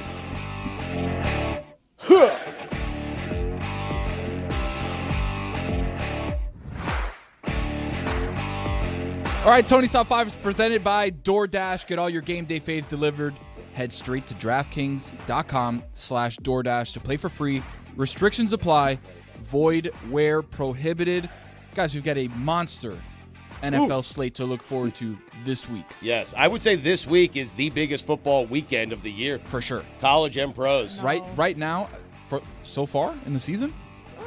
Okay, sure. So Okay, I thank mean, you. littered with good games. Yeah, it's Stugotz also said Monday was like the best day of It was New the York best sports in his life. Well, it was. I mean, It just we're just doing a lot of hyperbole. I could make the argument this is the best Week 7 slate in NFL history. it's I'm awesome. so glad we spent 10 minutes on Heat preseason. It's awesome. But that's next week. We're talking about last week. okay. We're going to start with number 5. I'm saying we were looking forward to next week. We're talking about last week. That's what Tony's Top 5 is. It's not a preview. It's a I'm just recap. gonna put myself Right. back in a Week 6 mindset. Yes, exactly. Number 5, Jaden Daniels still hasn't had a bad game. He's so good even when they lose, he shows me something. Wow. Yeah. Hey! I mean, where's the hay? Don't we have a hay? All right, so nobody my bad. knows No how to hay, do a no top hay. five Wow, this anymore. top 5 sucks. It's been a staple of the show since, 1990? Yeah. And we can't get The this hay right? is in the sound, guys. Yeah. Like, there's Yeah. no hay button. Chris there never knows- has been. There's always been a hay button. That's No, not the Chris point. knows what he's doing here. I mean, I think. But he does. Number Tony, 4. Tony, what you're saying is Jaden Daniels, even while losing to the Ravens, you were still impressed He with showed Jaden me Daniels. something. He's really good. Exactly. He's really good, but I think Caleb is better. I'm sorry. I might trample your top 5 there. Anyway, go ahead. Number 4. Number 4. There's the Caleb Williams we were told. Hey. There's the Caleb Williams we were told about. I know my guy. Back-to-back games, throwing touchdowns, spreading the ball across the field. It's like, all right, he's starting to come into his own. Now the game's starting to slow down a bit for him. If you don't look too deep into the Chicago Bears schedule, because you're going to find a lot of bad teams, and they're doing this against a lot of bad teams. But the spark is there. The arm is there, getting about his mobility. Like, it's exciting. So that's the Caleb Williams we were told about. Very excited about it. Here's a little secret, Tony. Don't ever look at the schedule and who your teams beat because there's too many bad teams in the NFL. You know, but specifically with the Bears, there's a lot of bad Yes. teams in there. Number 3, we talked about it yesterday. Baker's back. Yeah. Baker's back in a big way. Number 1 in touchdowns. Number 4 in completion percentage with 71%. Number 8, I want to say, in yards over the season. Baker's playing amazing. What Chris is tier gonna find is that he hay, in? I promise. What tier is he in? Is he in the top tier of NFL quarterbacks now? Because he's approaching it. He's getting close. There's not that many of them. Funny enough, we did Tony's tiers, which are coming out on YouTube at some point. Let me find them all. Wow. Well, wow, he has the tiers. This is Yeah, I got my tiers right here. Tiers right behind him. Let's see. Baker is good enough. Good enough. He's in the tier that's good enough to get you the playoffs. It's got to be the third tier, right? What's the highest of your tiers? Highest of my tiers, not to give it away, but highest of my tiers is Patrick Mahomes' tier. Okay. All right. And then it's elite. Right. Then it's good enough. Mhm. Then it's meh. Right. Then it's jury's still out. Right. Which were, I love there's that. a lot of Yeah. guys that are the jury's still out on. But Baker's getting close to elite, right? Baker's on his climb. On his climb. Okay. And then here's the funny thing about the tiers is that once you get to a certain point, you get kicked back to the jury, and then the jury figures out, wait a second, we need to confer, we need to talk about this. He might be elite. So Baker might go to jury still out and then jump back to elite. I think Stugotz But that's would Tony's tiers, that's love a different story. A taste of Tony's tiers. I would. Just a little taste. Number 2. By the way, the Buccaneers, Baker Mayfield, play the Ravens. It's the greatest Monday night. It's the greatest Week 7 of all time. But they play them on Monday night. It's such a big game. It's such a fun game. I hope Baker wins that game. Number 2. I want to go through a list of the Buzzsaw teams. A top 5 within a top 5. It's a top 3 within a top 5. Wow. But number 2 is Buzzsaw teams. Ooh. You ready? Ravens, Wow. Buzzsaw. Buzzsaw. Lions, Buzzsaw. Buzzsaw. Buzzsaw. Hey. Texans, Yeah. Buzzsaw. Agreed. Those are my 3 Buzzsaw teams right now. Ravens, Lions, Texans. You put them in, they're buzzing some saws. Is that what a buzzsaw does? Just cuts through. Just cuts buzzing through saws, other baby. saws. The saw is on the buzzsaw, right? But then it makes the noise of bzzz, which is why it's the buzz saw. Got it. Got me? Yep. Number 1. It's over in Dallas. Oh, wow. Yeah. Everything? Everything. It's over. Really? It's over. Money my wasted God. on CD. Money wasted on Dak. The defense is just atrocious. They don't have a running game. Jerry Jones has just lost the team. McCarthy's lost the locker room. It's over. Is it's CD over. calling out Dak during games? Yes. Like, is that bad lip reading or is that real? It's any time Dak does something bad, the camera operators know, go find CD wherever he is and just zoom in on him. And if you go play and replay of the play and then show what he says, it absolutely matches. Links up, Like if it's yes. a bad throw, he's like, that was a terrible throw. A good throw gets me a touchdown. He keeps saying, like, throw it up. Yeah. And then he doesn't throw it up, and they don't catch touchdowns, and that's kind of what it is. But it's over in Dallas. That's number 1. Tony's Top 5, presented by DoorDash. DraftKings.com/DoorDash. Go play for free. Restrictions apply. All right, I get it. I see where I went wrong. You got to say everything's over.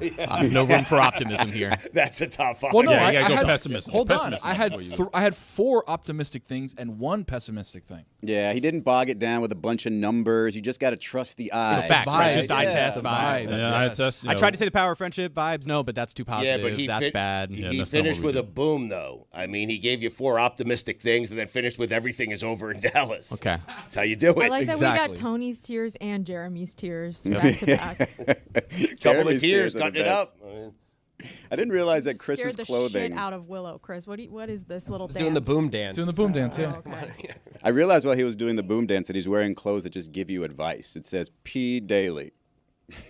Which I'm thinking That's if you what don't we do, that, baby. yeah, you should probably. Should we start a pee chat? Brush your teeth if you do it, though. Brush daily. Jess, what was this? Will Levis has been like a very intriguing quarterback for me because That's he's a got great like word for it. Intriguing. Yeah. He's just like these commercials are strange. He seems to be leaning into his personality. He's got like he's basically built like Tim Tebow, but entirely different personality. And what did he do here? He took out a ball boy recently. Oh my God. Okay. Well, there's like Will Levis has kind of turned into an internet meme because he's had a moment from every game he's played in the season like go viral for just looking kind of absurd in a still frame. And so in the first game, it was like this absurd fumble he had the interception in the Bears game with the surrender cobra. The second game, it was this absurd I can do that now fumble because I where put he on a was- jacket, but I Yes, don't have this you can pit do it stains now. anymore. He was in midair, like completely The like tackle, right? starfish position, and the ball was just out of his hand. So then there was another one. He was like crying. It looked like he was crying on the sideline. It's been a really weird season for him. But yes, he took out. I don't know. I guess ball man would be the word because it was like an adult, older man. It was an older gentleman. The ball and dude. This has happened a couple times this season so far. I mean, I know it happens every year, but so far this season, I've seen 2 fairly significant injuries to chain gang members or guys like the spotters on the sidelines. And this guy had to get carted off the field. And I felt so bad for him because his entire leg was wrapped up and he was being carted off all because of this kind of like freak accident play on the sidelines involving Will Levis. So, of course, now that has also gone viral. So not only do we probably not need them because we could use technology to spot the ball. I believe there's like technology in the flag football league that's way better than the NFL. But they're still on the sidelines suffering potentially, I mean, at their age, life-threatening injuries because anytime you go under a knife at that age. I think it was a ball boy. I don't know how you get a robot on the sideline to like do some of the Tesla robot. That's also been a really good meme. I love that meme. That's the best meme on the internet right now. It's the incredible. Sad Tesla robot going through TSA, and it's like my Hold Tesla my drugs. robot when I ask it to hold my drugs going through security. My Tesla robot asking after I ask it to get a part-time job to help pay for itself. Yes. My Latin mom when it says "Nadie me ayuda aquí."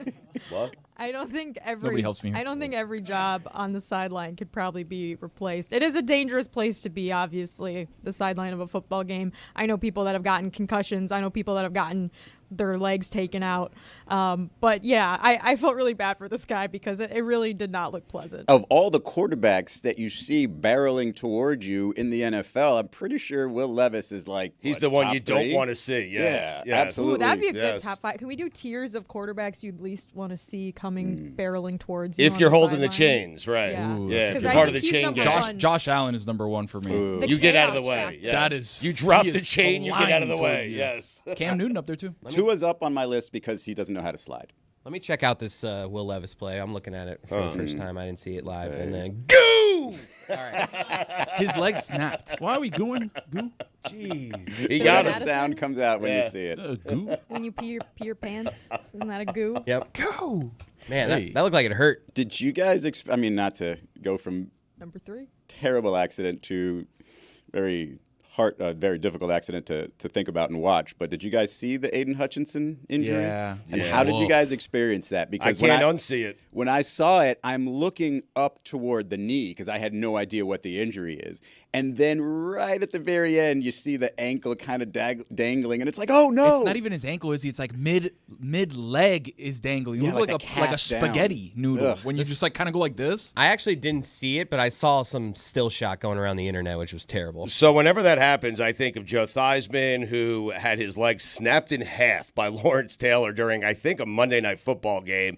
And LT knew it was so bad that he was waving the team doctors to Yes. come out to help Joe Theismann. I also think of Jordan Travis last year with Florida State, where I remember that, and I saw it, and I wish I didn't see it. And I told my wife and my kids, don't see it. Like, you don't want to see it. You don't want to see it.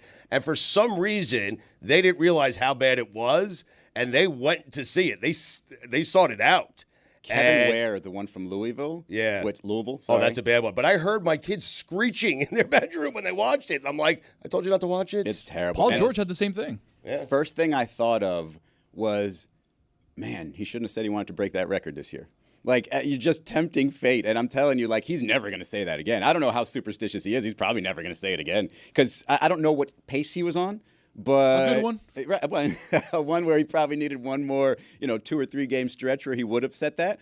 But yeah, I am 100% superstitious about that stuff. Never would say it again. And it totally sucks too because they were already winning that game. That game was pretty much over, and it was on. Like I watched it happen live, and honestly, like I think I was looking at the wrong place because I was like, oh, looks like he got rolled up on. That stinks. But then I was watching Red Zone, so they flipped back, and he was like getting on the cart, and I was like, oh no. I think it was a leg whip. I have not gone back to look at the play. He was running, and I think like he put his leg out to like run forward, and then somebody was running behind him, like either in a block or trying to get around on like a stunt, and his leg just got like basically when the freeze frame is half of your leg at a right angle, right? That's usually bad, like wrapped around somebody else's leg. Making it Tony's worse right about that. for me is.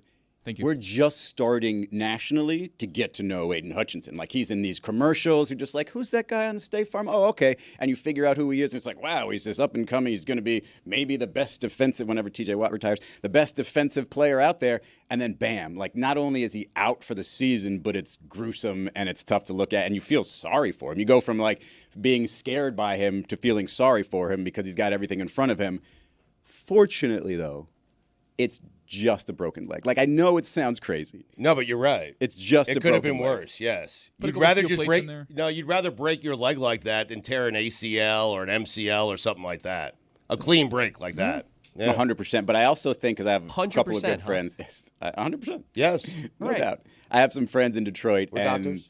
when things go well in Detroit, stuff like this happens, and I feel terrible for them. Like, I know I'm a Dolphins fan. I haven't seen the Dolphins win a playoff game since, the previous century, but it must suck for Lions fans to experience that.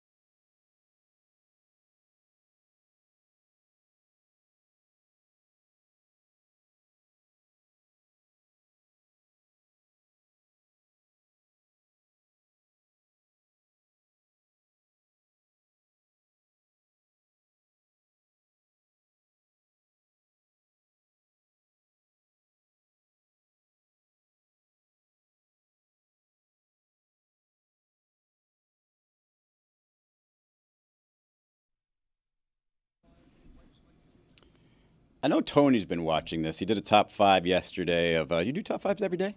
That's what I do, baby. Did a top 5 yesterday Showbiz. of, I believe it was. Just one, huh? Things his wife learned while watching the Netflix show Starting 5. Is Bingo. that right? Yep. And I don't remember what they were, but it was a very memorable top 5. And I'll tell you the one thing that I've just kind of like landed on. I'm calling Anthony Edwards Chick-fil-A because I really want to hate him. I really want to dislike him.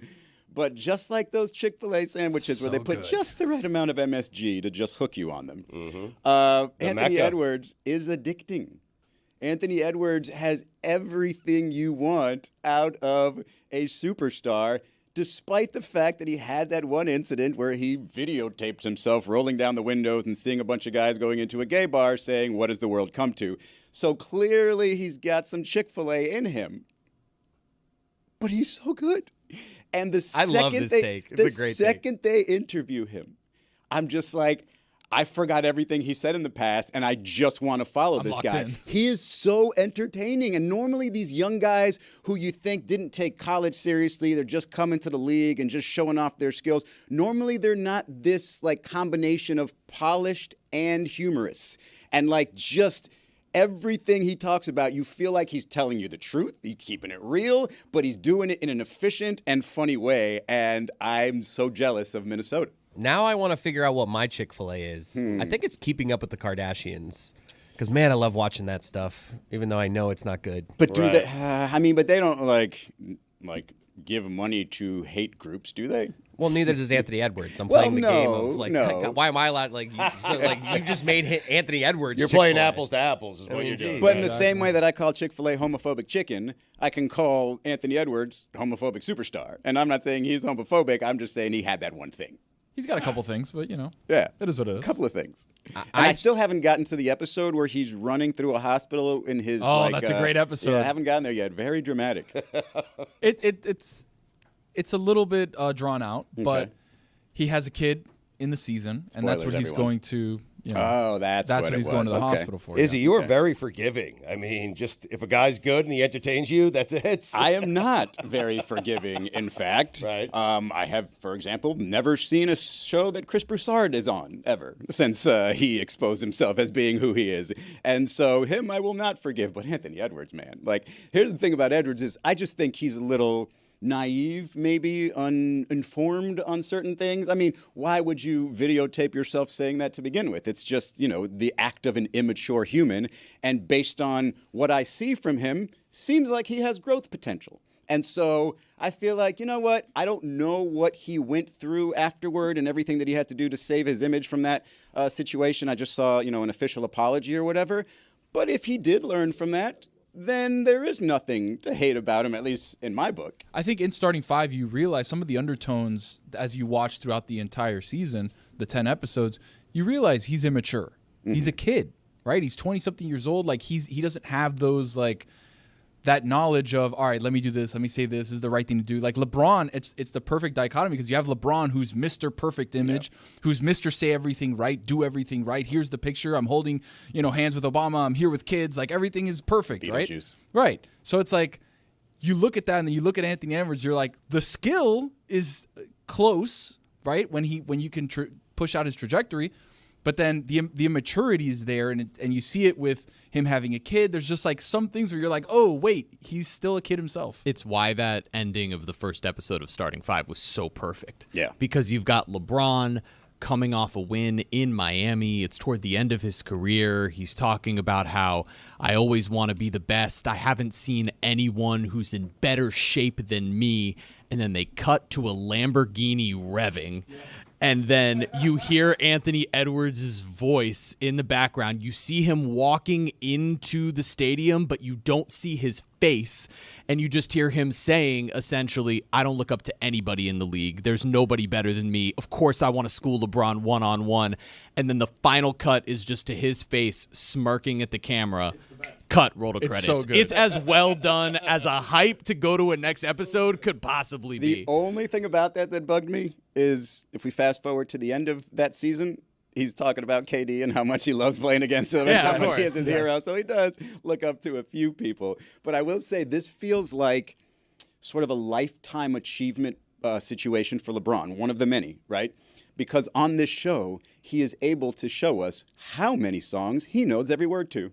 Like, this has been something that people... That like, opening look, episode, what are we Let's be doing? honest, Tony, you've learned enough hip-hop songs that you want to show off. If somebody were just, like, playing the song and just be like, oh, I got this, and you would just go off and spit every single word. LeBron has been waiting for this every minute of his life. Like, he is singing along to songs from, like, 1999. He's going through a 30-year catalog. What's the song that surprised you the most in terms of him knowing the words? I don't think none of them surprised me. Really? I'm surprised that he started off with Jay-Z in Yes. such an old song. Yes. Like, I would have thought maybe a little bit something more modern, maybe a little Kendrick, since he's having a moment, although he didn't really have the moment last year yet. So maybe some Like a J. Lil Cole. Yeah, maybe Lil Baby was definitely having a moment in 23. So I would say I'm surprised his choice, but it's the least surprising thing about that show that about 30% of it is just LeBron It's like, rapping. watch me in the back of a very expensive car rap every word to a song that maybe some of you have never heard before. You know who doesn't know a word to a single song? Michael Jordan. How about that? Jokic He was either. consumed with winning championships. He didn't have time to listen to music. I mean, He was just What listening. about in the clip in The Last Dance where he's listening to music? yeah, but That's he after his playing doesn't know days. the words. Yeah, Right. And He's he's just retired. Yeah, No, it was in Barcelona. Oh yeah, yeah, Olympics. doesn't count Eh, Olympics, Yeah, no, yeah. you don't have to Okay, take it that my bad. seriously. Kind of like a vacation from the My Olympics. bad. You I haven't can never watched question any Michael. starting five because I spent my whole week binge watching the second season of the Amazon Lord of the Rings show. And to be honest, coming into work today, because I just finished it last night, it's been a little hard to think about sports because that really consumed me for the last 4 days. I would imagine anybody who's never watched that show or is not a big Lord of the Rings fan, but is a fan of this show, would equate that to just spending hours of listening to Jeremy dissect the Miami Heat. Damn. I think Come you on, insulted man. both of us. Damn. Also, I think that we need to. Actually, I think, Izzy, you specifically need to apologize to Jeremy because I heard Whoa. before the show you guys talking about we're not going to do this the way we do it when Dan's here. We're not just going to, like, Jeremy, tell us what we like about the Heat. Let's just take a big steamy dump all over it, even though I asked you to do it, which is what the normal dynamic here is. Right. The Yeah, normal I know. dynamic is, Jeremy, we want you to talk about this. By the way, while you're talking about the thing we asked you to talk about, we're going to make you feel like shit about It's it. the last 2 years, Right. baby. And then we ended up just doing it anyways. And And the- I feel a little bad, even though the power of friendship did actually make me laugh out It's loud. because we try to go into every one of these. We're like, all right, we're going to give him a chance here. And then The he power starts. of friendship is strong between me and Jeremy. And then Like, he there's no starts, and we doubt just about can't that. control ourselves. There was just something in the middle of that where I was just like, wow, there's somebody in Minnesota right now thinking, why am I still listening to this? Because I don't care about That's why I Miami had the Heat. wordy title, which was top 5 reasons to be optimistic about the Heat. If you want to be optimistic about the Miami Heat, not just to do it, but that's- here we are. That same guy in Minnesota, we got him back with Anthony Edwards, though. Oh, yeah, we did. That's a good point. So Lord of the Rings, that's a movie about Michael, right? You're half right. It's a series about Michael. I feel like that would be equating him to Sauron, which would mean that he's evil. All right, Jess, let it out. Like, go ahead. Every Lord of the Rings fan, all three of them that are listening, they want to All connect three. with you I about did a this. Q&A on my Instagram story yesterday, and I'll tell you, a lot of... I had 14 questions. there were hundreds of questions from Le Batard Show. From two people. Lord of the Rings fans. I will say, one of my favorite questions was, hey, I don't really like Lord of the Rings. Should I watch the show? No. If you don't like No, Lord of if the you don't Rings, like it, that shit's ass. you should not watch The Rings of Power on Amazon. But yeah, I mean, that's all I got. You guys aren't interested in it, and that's fine. I'm just letting you know I'm playing with a little bit of Jeremy, like that's how you read a room. You asked for it! I asked for one. I'm playing a little distracted today. I know there's a big college football weekend ahead. We previewed it on Gen CFB yesterday. You could check it out in the podcast or on YouTube.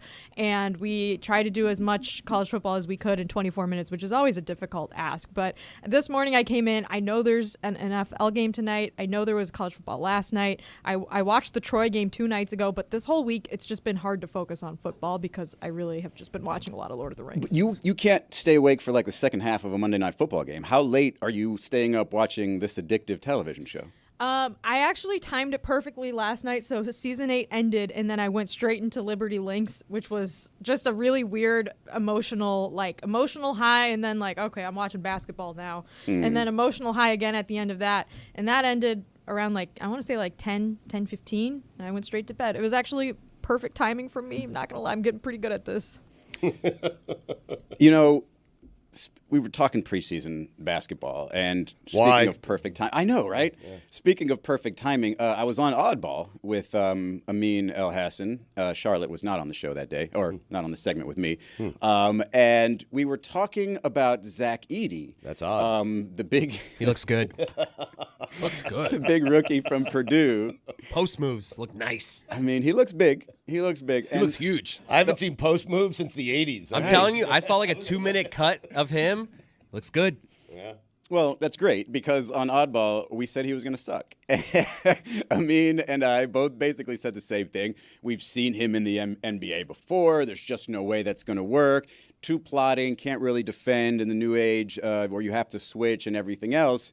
Hasn't hit a 3 yet, 0 for 4, I believe, even though they thought he was going to spread the floor, or they think he will spread the floor for them. He didn't take any threes in college, which I understand doesn't mean he doesn't have the skill set, but it's just a practice, right? If you don't do it in games, you're not just going to all of a sudden start doing it especially well. So despite the fact that he's had some good games here, like a 10 for 15 game, I know I'm right about this. There's zero question in my mind. Tony, if you, as an avid NBA watcher, believes that he is going to be great, I think you're no longer. I don't think you're a smart basketball fan at that point. I think real you're hoopers kind of a dummy. Real hoopers know that the moment that he gets out onto a floor and there's a switch between whoever is guarding Luka and him, and then all of a sudden he has to guard Luka at the 3-point line, it's over. Never have I been so sure, despite being proven wrong. I am 1,000% confident that this man will not be, let's say, an impact rotation player this season for the Memphis Grizzlies. I think he will start in the rotation, but I think by, 15, 20 games in, he'll be off the rotation. So I just want to be clear on your stance here. If I have the audacity to think Zach Edey is going to be good, you're telling me before he's played a single regular season game that I'm wrong? I'm telling you that you are wrong 1,000%, and I am right despite the fact that I am currently in the preseason, which it doesn't count, being proven wrong. Are you taking a victory lap?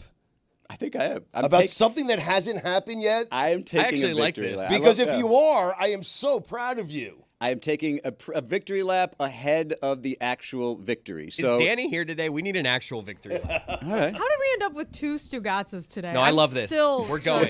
Stugotz. Izzy, get the hell out of here. It's usually you and Stugotz. There's over there. 3, yes. You guys are the my 2 God, Stugotz. no. So now there's 3 of us. You have 2 brothers. All right, so I'm taking a victory lap then. I just got a thumbs up from Danny. He's here. You go now. Wait a second. He's taking a victory lap for real? The rare pre-first game in the NBA victory lap. Wow. I'm sure the Grizzlies fans are going to love this, but this isn't like your dad's victory lap, Chris Cody, where he just got winded by taking a couple of that's all he could do. Brisk steps around the couch out there. What we should utilize this place and go to the gym and let me actually get a workout in. Let's do it. Get out of here. Go. Right now. Go. Right now. Go. Stu, you good? I mean, he's the EP. He's letting you go mid-segment. Not letting, demanding. Okay.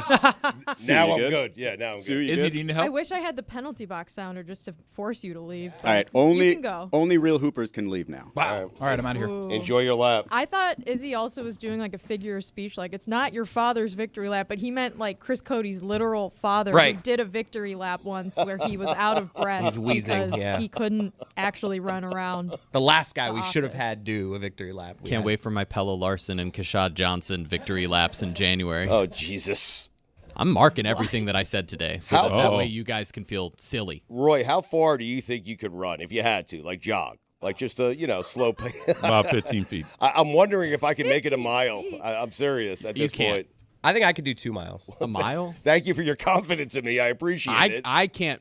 A mile? Yes. I don't think with all the heaters, a mile is going to be an easy one for you. You can run a mile. I run not to toot my own horn. I run 3 miles once a week just to make sure I'm in shape. Right. But to peek behind the curtain a little bit, Greg said a few months ago he could run a 6-minute mile, which we all said that's the most insane thing ever. And then we were talking about who from us who would be most likely to run a sub 6-minute mile. I said definitely not me. I don't think I don't know. 6 minutes is really No, fast. 6 I don't minutes think is Billy crazy. could either.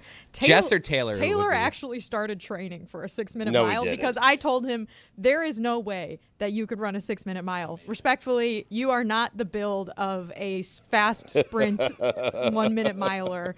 And he's been training for it, and he actually ended up hurting himself because he trained so hard. Pulled a for it. hammy? So I'm back at the.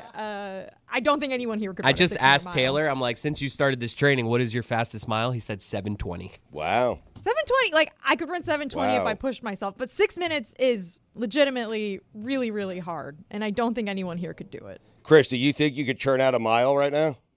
Physically, yes. Like, it's not going to be a fast mile, but nobody can jog slow like I can. Right. I have this, like, if I'm going to run, back when I would run a little bit, I could just jog the slowest pace you'd ever see, where I'm walking essentially. Right. But my body is moving at A the 60-minute mile? My arms are moving at the jogging pace, but it's just, oh man. Chris, I think you could do. You could do 7.5, 8 minutes if you practiced a couple times. I believe in you. You're an athletic guy. Are we saying 6 minutes is a long time or a short time? Because for me, 6 minutes is an eternity. Same here. Yeah. Hell yeah, brother.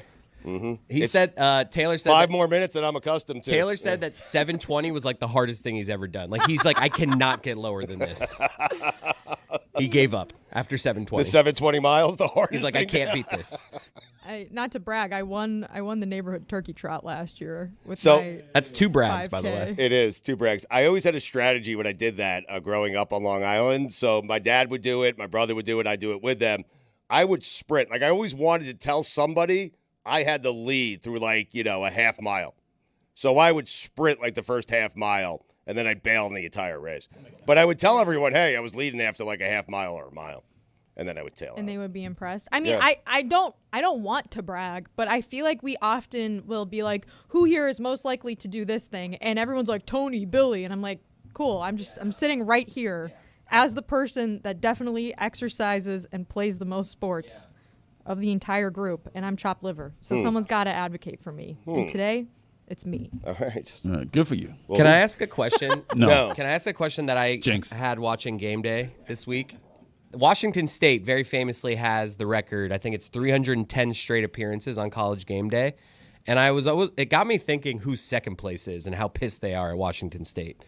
Like I saw like an Oregon State flag there, and I'm just like, They're like, we're never going to catch up. I just like the idea of Oregon State. Oh, you mean the flag is there? Yeah, the Okay, flag at Game right. Day. Old Crimson. Okay. And Right. and every week they show Old Crimson. They're like Right. Washington State gets the love, and then you see like the Oregon State flag in the background, and you're thinking like they've probably been there 297 straight times, Right. But no one ever talks about it. Right. Like, Why would you talk about second place though? If you're Oregon State, though, are you trying to like make sure that the Washington State flag like misses their flight, and it's like, oh, sorry, you guys can't make it? You're trying to take out the person who's responsible for the Washington State If I'm flag. in second place with longest appearance, like most appearances, I want the Washington I State understand. one to end. Yeah, I know, I get it. And so Is there a second place? Like, They're better. I think there is. I know that the Washington State people, like, they have to make a concerted effort to make sure there is a flag bearer at every single game day. Like, they logistically plan it out so that the streak continues. I don't know if there is another group There should be. with a flag doing that. I like the idea of you being like it's like a group, like to get Washington State flag there. Like she said, they like have to work hard. It's like this week you got it,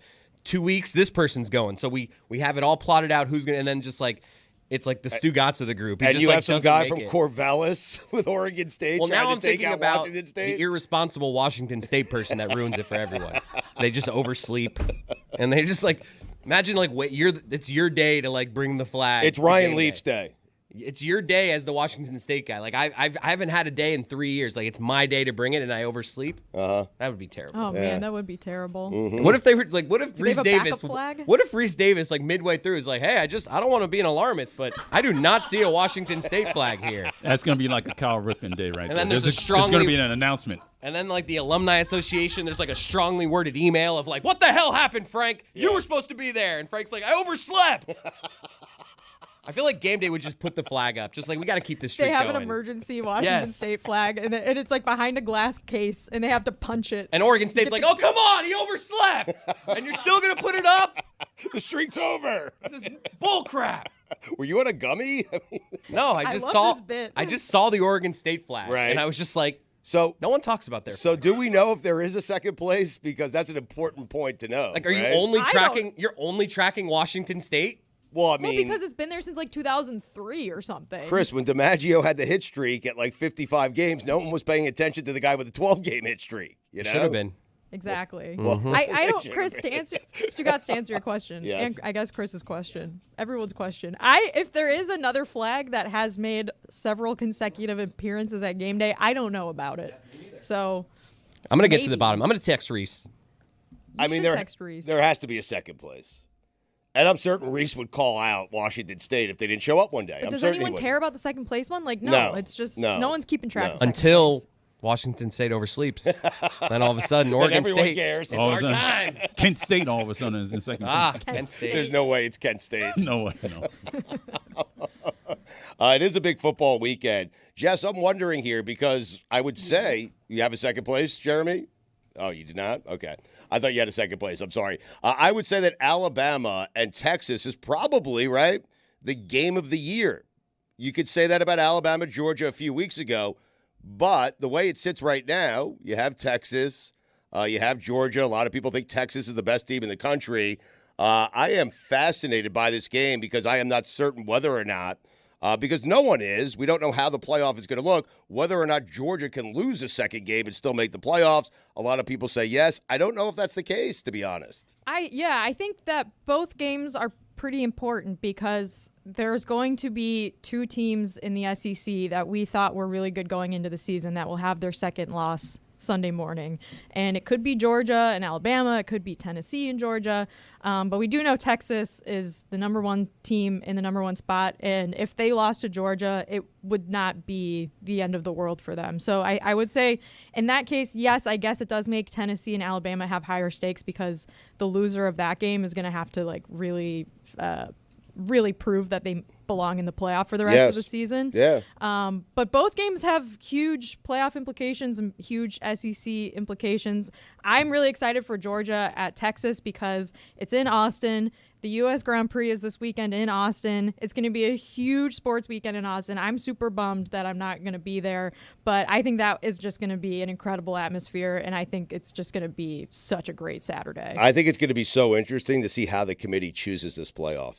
I do, meaning if Georgia does have 3 losses, but let's say, I don't know, Missouri has 1 loss. I hope they don't do it the way they've been doing it forever. I hope they just look at body of work. Okay, they lost a close game to Alabama. They dominated the second half. Maybe they lose a close game to Texas. They're definitely one of the 12 best teams in the country, and Missouri is not. I hope it's not a win-loss thing. I hope they can look at body of work, injuries, and everything. You know? Yeah, I mean, I think that's why a lot of people favor the committee versus just like going off of like a computer algorithm because they can factor in injuries and road games versus home games and stuff like that. I do also think Michigan-Illinois this weekend, sneaky could be a big game because Illinois, they obviously let Purdue come back last weekend, took it to overtime and won by 1 point in overtime because Purdue could not convert their 2-point conversion in OT. But Michigan already has 2 losses this season. They have really struggled to find a quarterback that works for them. They've used 3 already. I don't know who's starting in this game. We might see a couple quarterbacks. It's just been a mess there. But Illinois they're good. Like they weren't able to beat Penn State. They only had 1 drive in that game where they were able to score points. And so maybe, I don't think they're like an elite college football team, but if they're able to beat Michigan this weekend, I think that is a really great season for Illinois. They're going to obviously be in a bowl game. They'll be 6-1. They'll be ranked in the top 20. I just think that that's a really exciting place for that program because they've struggled a lot in the last few years and have had few great seasons. And so beating a Michigan team, even one without a great starting quarterback, I think would be huge for that program. Well, and think about it, Stu, the thing that you and Greg and a lot of others were worried about was, oh man, there's going to be fewer games that matter toward the postseason. And now we're sitting here talking about like Michigan, Illinois as a game that matters nationally. You're talking about games this weekend in the SEC and every single weekend in the SEC that teams with potentially 2 or 3 losses could make it. And the good news for you is that all the way through, it really has been what you're talking about. It has not been about who has the most wins or losses and only undefeated teams make it versus, 1-loss teams or 2-loss teams. It has been all the way through. We're going to take the 4 best teams. And so now there are some automatic qualifiers. There's the highest ranked group of 5 conference champion. There are the Power 4 conference champions. But after that, it's a whole bunch of teams that the committee gets to look at and go, all right, who do we think is the best? And that, for such a wide open playoff, makes this season just fascinating. So I have changed my stance. I went into the college football season saying that they had it perfect. They did. The regular season was great. The regular season felt like a postseason, right?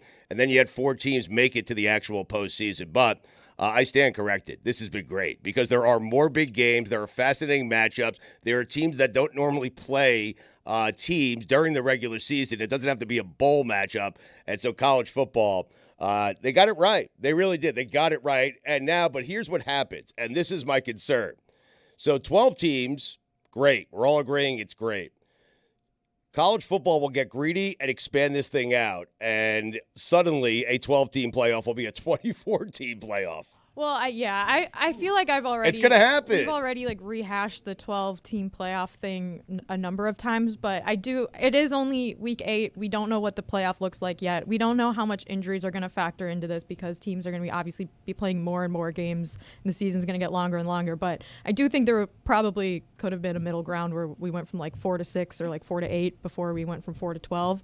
But as far as the season goes, obviously I have no complaints. It's been a great college football season. There's been a lot of really good teams. I think that the 12-team playoff happening and coinciding with a lot of the big conference realignment moves has also kind of doubled the effect of the chaos this year because Oregon and Ohio State being a conference game and Texas and Georgia being a conference game, that wouldn't have been the case last year. Those teams aren't going to play each other during the regular season unless they scheduled a non-con 3 years ago. So I think there's a lot of different things happening at once with conference realignment and the playoff starting this year.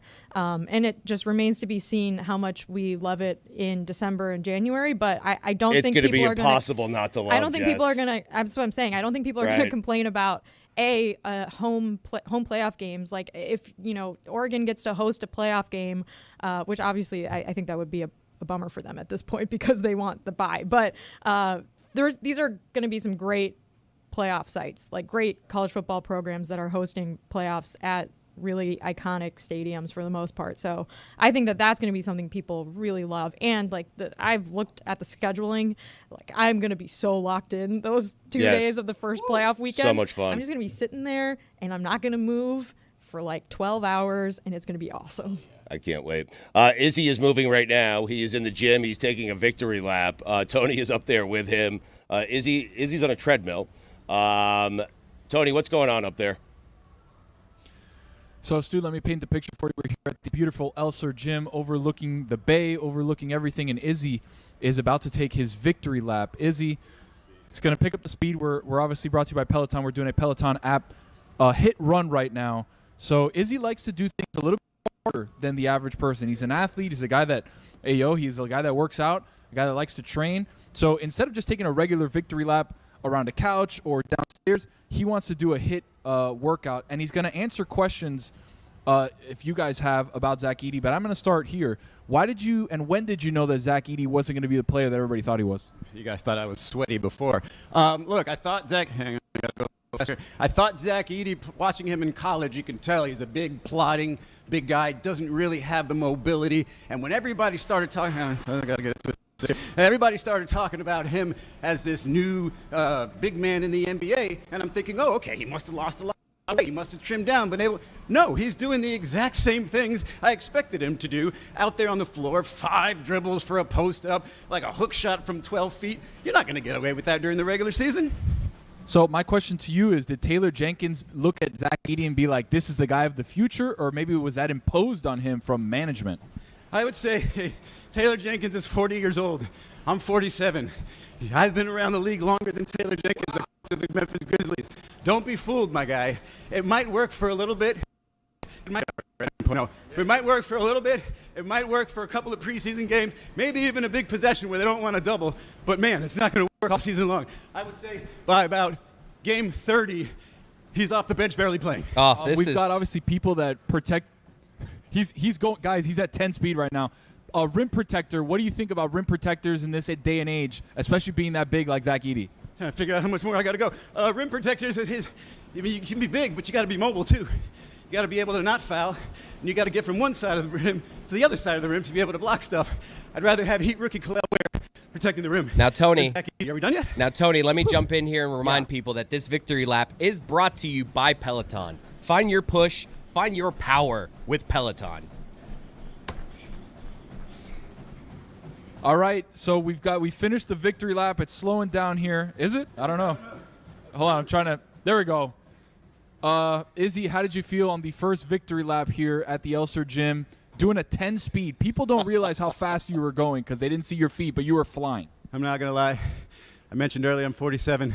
I didn't really get a good warm-up. My Achilles was barking the whole time, but I feel pretty good now. And you know who else is 47? Tom Brady. I'd like to challenge him to a race. Wow. All right. Than he was, good job. All right, that is it for the victory You lap. have to Well be to beat done me. by you, Izzy. Wow. That looked painful. Right, Tony ran out of Zach Edey questions, I think. We finally got one of Taylor's Not big so Edey sponsor, doing that huh? job. No. But if Edey starts making Oh. threes, we'll call him 3D, Come on, right? I mean, is that fair? 3D. 3D. You I like like that? that. Yeah. I do like Zach that. 3D. How about that? Hey, how about that? How about another basketball storyline for you, Stugotz, Really? that is Okay. interesting here? Not Miami Heat, so Okay. you can actually stay enthused about it. We'll see. Giannis Antetokounmpo. Yes. Some people on the internet are saying that he basically created a new way of making a trade request without making a trade request. Wow. Go on, I'm intrigued. I'm intrigued. So he was asked, I guess, about, expectations for the season. The Bucks obviously have championship aspirations and, what it could be like if they don't win a championship. And the quote coming out of this article from Sam Amick in The Athletic, yeah, if we don't win a championship, I might get traded. This is the job we live. This is the world we're living in. It's everybody. At any given moment, if you don't succeed, that might be it for you. If you don't do a good enough job, you're out. No name Now, is bigger than the this team. I love is that. genius Yes. of him because you're already sort of planting the seeds for, hey, if this doesn't all work out with me and Damian Lillard again this year, just a couple years left on my contract, hey, you know what? Management might want to trade me. I don't want out of Milwaukee, but they might want to get rid of me. And, I'm such a high value in this league. It would just be such a shame. He's almost saying that he wouldn't blame management if he doesn't win a That's exactly championship right. this year if they wanted to trade him. Which is genius because Wow. then if you can plant that seed early and then come back around in the offseason if it doesn't work out and be like, you know what? I think management would probably be wise to move me. And if they did, I'd be happy ending up in this city or that city or that city or that city. This to me is as well done as you could possibly do this before the season So of good. planting the seeds without actually asking out. It is so good. I'm so jealous I haven't thought of it first. I mean, that amazing. is such a great move by Giannis. Who knows if they don't win a championship this year, it has nothing to do with him. Correct. And if they win, the only reason they'll win is because of him. Correct. Yes. But if I don't blame you. Trade me to the Knicks. Right. And I the love Bucks that. would be in such a weird spot, too, I know. honestly, given the construction of their roster. It does make sense. What he's saying makes a lot of sense. But when you're a player with as much star quality as he has on the contract that he has, obviously the Bucks would want to retool around you, not move you. They're not going to end up with anybody like Giannis in Milwaukee. And so now, the Eastern Conference is going to be fascinating and up for grabs. So I think this is a interesting sort of storyline to monitor moving forward. Is there a dominant team this year in the NBA? Is there, because The Celtics are still supposed to. I mean, look, I don't think anyone takes them seriously. Even while winning a championship, I don't think anyone takes the Celtics seriously in the NBA. Totally different response from NBA media and people in the NBA with this team getting over the hump and winning a championship as opposed to teams past, just like the Golden State Warriors, who everyone was waiting and waiting and waiting, and then when they did it, we anointed them one of the greatest teams we've ever seen. This Celtics team did things statistically and in terms of dominance that even the Warriors didn't do, and they are literally the best team ever in terms of going 73-9. So the Celtics are supposed to run away with the East and Right. be the best team in the league as the West beats up on each other, but creeping behind them, right? You've got the Sixers who made their move with Paul George, albeit, his injury in the preseason. You've got, the Bucks who we just mentioned, all these young teams getting better. I won't say the Miami Heat, despite the fact that I feel that way. There are all of these teams that are sort of creeping behind them. The Knicks getting more competitive, we think, that you never know what happens if the Celtics actually get tested and have to go 7 games against a team. I'm just saying this, though. In NBA circles, it seems like the least respected championship team, one of them of all, it's like the Marlins winning the 2003 World Series. Which is crazy like, because no one this took team that is seriously. loaded and coming back. Yes. And they have anointed young players. And by the way, should be respected. Like the Celtics, that team is unbelievable, was dominant, and was one of the best teams we've seen in the Eastern Conference this century. Yes. And yet, nationally, it's sort of not talked about that way. Obviously, like we had our talking points here that, we were going to go after Jason Tatum's numbers in the clutch and try to find our ways to talk ourselves into, hey, they're not going to win it, they're not going to win it, they're not going to win it. But once they did, you have to look back at it and acknowledge how great they are, and there's no reason they should be any worse this year. Who is the least respected champion of all time? Ooh, that's a good question. I think it's Trent Dilfer's Ravens, right? No, but everybody that agreed defense that was was amazing. Yes, but everyone wonders how they won with Trent Dilfer. If Rex Grossman had won it with the Bears. Ben Wallace Pistons. Oh, that's a good one. God, that team was so good. They went back-to-back? Did they win 2? They went to back-to-back. They won lost one. the They lost the Spurs. second time What about around. the Giants, the 2 Super Bowls with Eli Manning. That's a good one. Wow. But when you beat the best team that's ever lived, don't you get a little bit of respect? I don't know. I mean, I don't discount them, but I feel like people are always like, oh, the Giants, they stink. They've always stunk. And I'm like, what? You won 2 Super Bowls. I would say if you beat Brady and Belichick twice, you're 2-0, and Super Bowls against them, that kind of neuters that a little bit. I would say the Giants Super Bowl with Jeff Hostetler is a team that no one really took that seriously, but the same kind of deal because that defense was so dominant and so good. Those Marlins you mentioned, those 2003 Marlins might be a good example, right? Because from 97 to 2003, they win 2 championships in 6 or 7 seasons, and yet nobody took the franchise seriously whatsoever and knew that within a couple of years it would be totally disassembled. Well, in 97, we took the first title seriously for a week until he traded everyone away. No one took 2003 seriously. Nobody took 2003 because that team was it was patched together. The 1 year of manager Pudge. fired. Here comes Jack McKeon, Trader Jack. He's 97 years old. He's going to make you laugh. And with his magic, he's going to win a World Series. So all that being said, do you want a top 5 reasons to be optimistic about the Marlins No, next I want to season, talk football with Mina Kimes. Yeah, that makes sense.